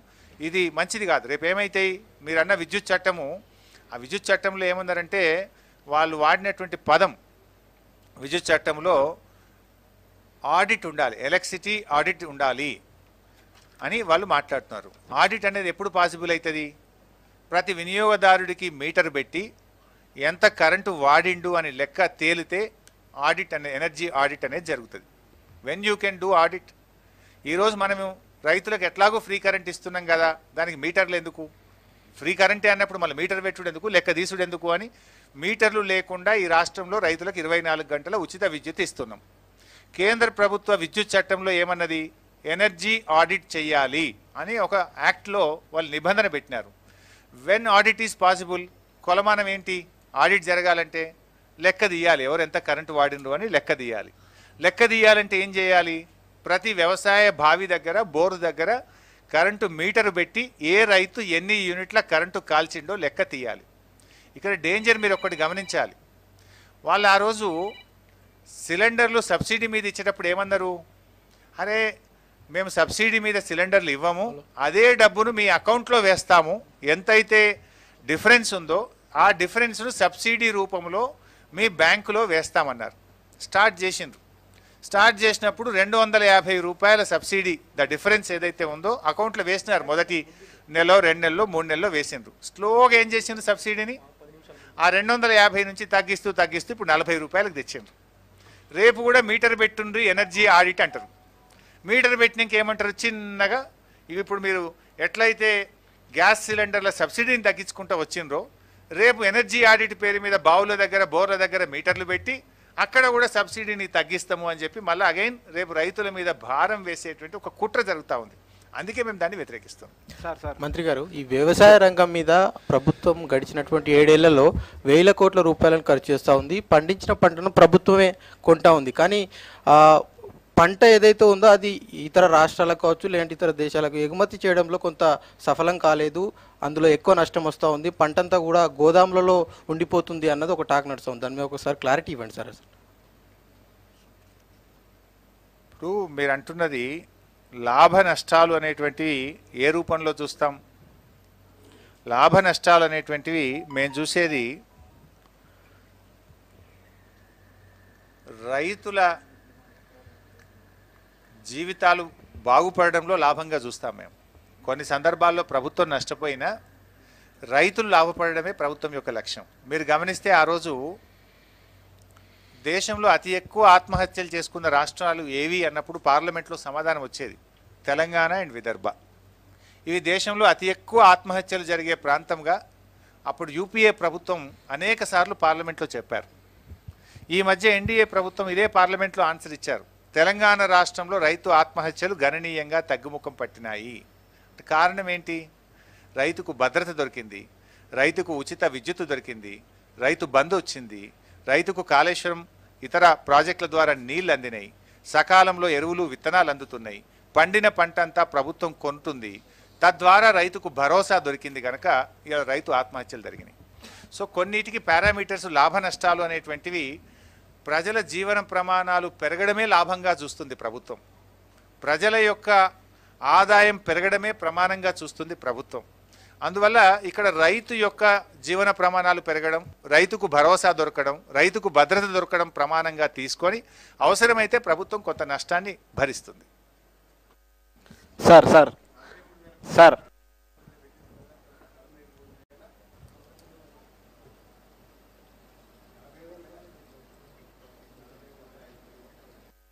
సార్ రాష్ట్ర ఆదాయ డెడ్ బటన్ ఎంత ఉందో చెప్పండి సార్. రాష్ట్ర సొంత ఆదాయం గణనీయంగా పెరుగుతుందని చెప్పారు కదా సార్. అదే సమయంలో అప్పులు కూడా పెరుగుతున్నాయి. ఏదైనా స్కీమ్ అమలు చేయాలంటే ప్రభుత్వ ఆస్తులు అమ్ముతా అంటున్నారు. మిత్రులారా, దీన్ని ఏ రకంగా అర్థం చేసుకోవాలి సార్? దేశములో అత్యధిక ఆదాయం పెరిగిన రాష్ట్రం తెలంగాణ రాష్ట్రం అని మీకు లెక్కలతో సహా చెప్పాము. అంటే స్వంత ఆదాయాన్ని పెరుగుదలలో భారతదేశంలో అతి ఎక్కువ వృద్ధి రేటును నమోదు చేసి మొదటి స్థానంలో ఉంది తెలంగాణ రాష్ట్రం. ఒకటి. రెండు, జిఎస్డిపిలో జీడిపిలో కూడా మనం భారతదేశ జీడిపికి కాంట్రిబ్యూట్ చేసే దాంట్లో 6వ స్థానంలో తెలంగాణ రాష్ట్రం ఉంది. సో మీరు ఇవన్నీ గమనించినప్పుడు ఇంకో మూడో విషయం, మీరు అడిగిన ప్రశ్నది నేను ముందే సమాధానం చెప్పిన. అప్పుల విషయంలో కూడా మనకంటే ఏ రాష్ట్రం ఎంత ఎక్కువ ఉందో కూడా చెప్పినాను. ఇవాళ జిఎస్డిపి అప్పుల్లో చూసినట్టయితే పంజాబ్ 36%, కాంగ్రెస్ పాలిత పంజాబ్ రాష్ట్రం 36.67% అప్పులతో ఉంది. బెంగాల్ 34%, రాజస్థాన్ 34%, ఉత్తరప్రదేశ్ బీజేపీ పాలిత రాష్ట్రం 33%. కానీ తెలంగాణ రాష్ట్రానికి వచ్చినప్పుడు we're well within limits 22.83%. Sir మన రాష్ట్ర ప్రభుత్వం తీసుకొచ్చిన అప్పులు ఎంత, నెల నెల కట్టే వడ్డీలు ఎంత సార్? అన్ని వివరాలు కూడా సబ్మిట్ చేస్తాం bye sir, don't worry. Assembly మంత్రి సంవత్సరం అసెంబ్లీలో మేము నివేదికలో పూర్తిగా పెడతాం. మంత్రి గారు, very much available in public domain. అంటే ఒకటి, income is increasing, we are registering impressive growth, but there is no equitable distribution of wealth. Overall wealth is increasing. So government and our chief minister has some priorities. మేము రైతు ప్రాధాన్యత అనుకున్నాం. 55% ఈ రాష్ట్ర ప్రజలు వ్యవసాయం మీద ఆధారపడుతున్నారు. రాష్ట్రంలో మనుషుల ప్రాణాలు మాకు ముఖ్యం అనుకున్నాం. ముందు రైతు ఆత్మహత్యలు ఆగాలనుకున్నారు ముఖ్యమంత్రి గారు. We have achieved it. ఈ 6 సంవత్సరాల్లో ప్రభుత్వానికి కొన్ని ప్రాధాన్యతలు ఉంటాయి. గౌరవ ముఖ్యమంత్రి గారి ప్రాధాన్యత వ్యవసాయం, రైతు. We have achieved it. Thank you. కేంద్రంకు కట్టే పన్నుల నుండి షేరింగ్ లో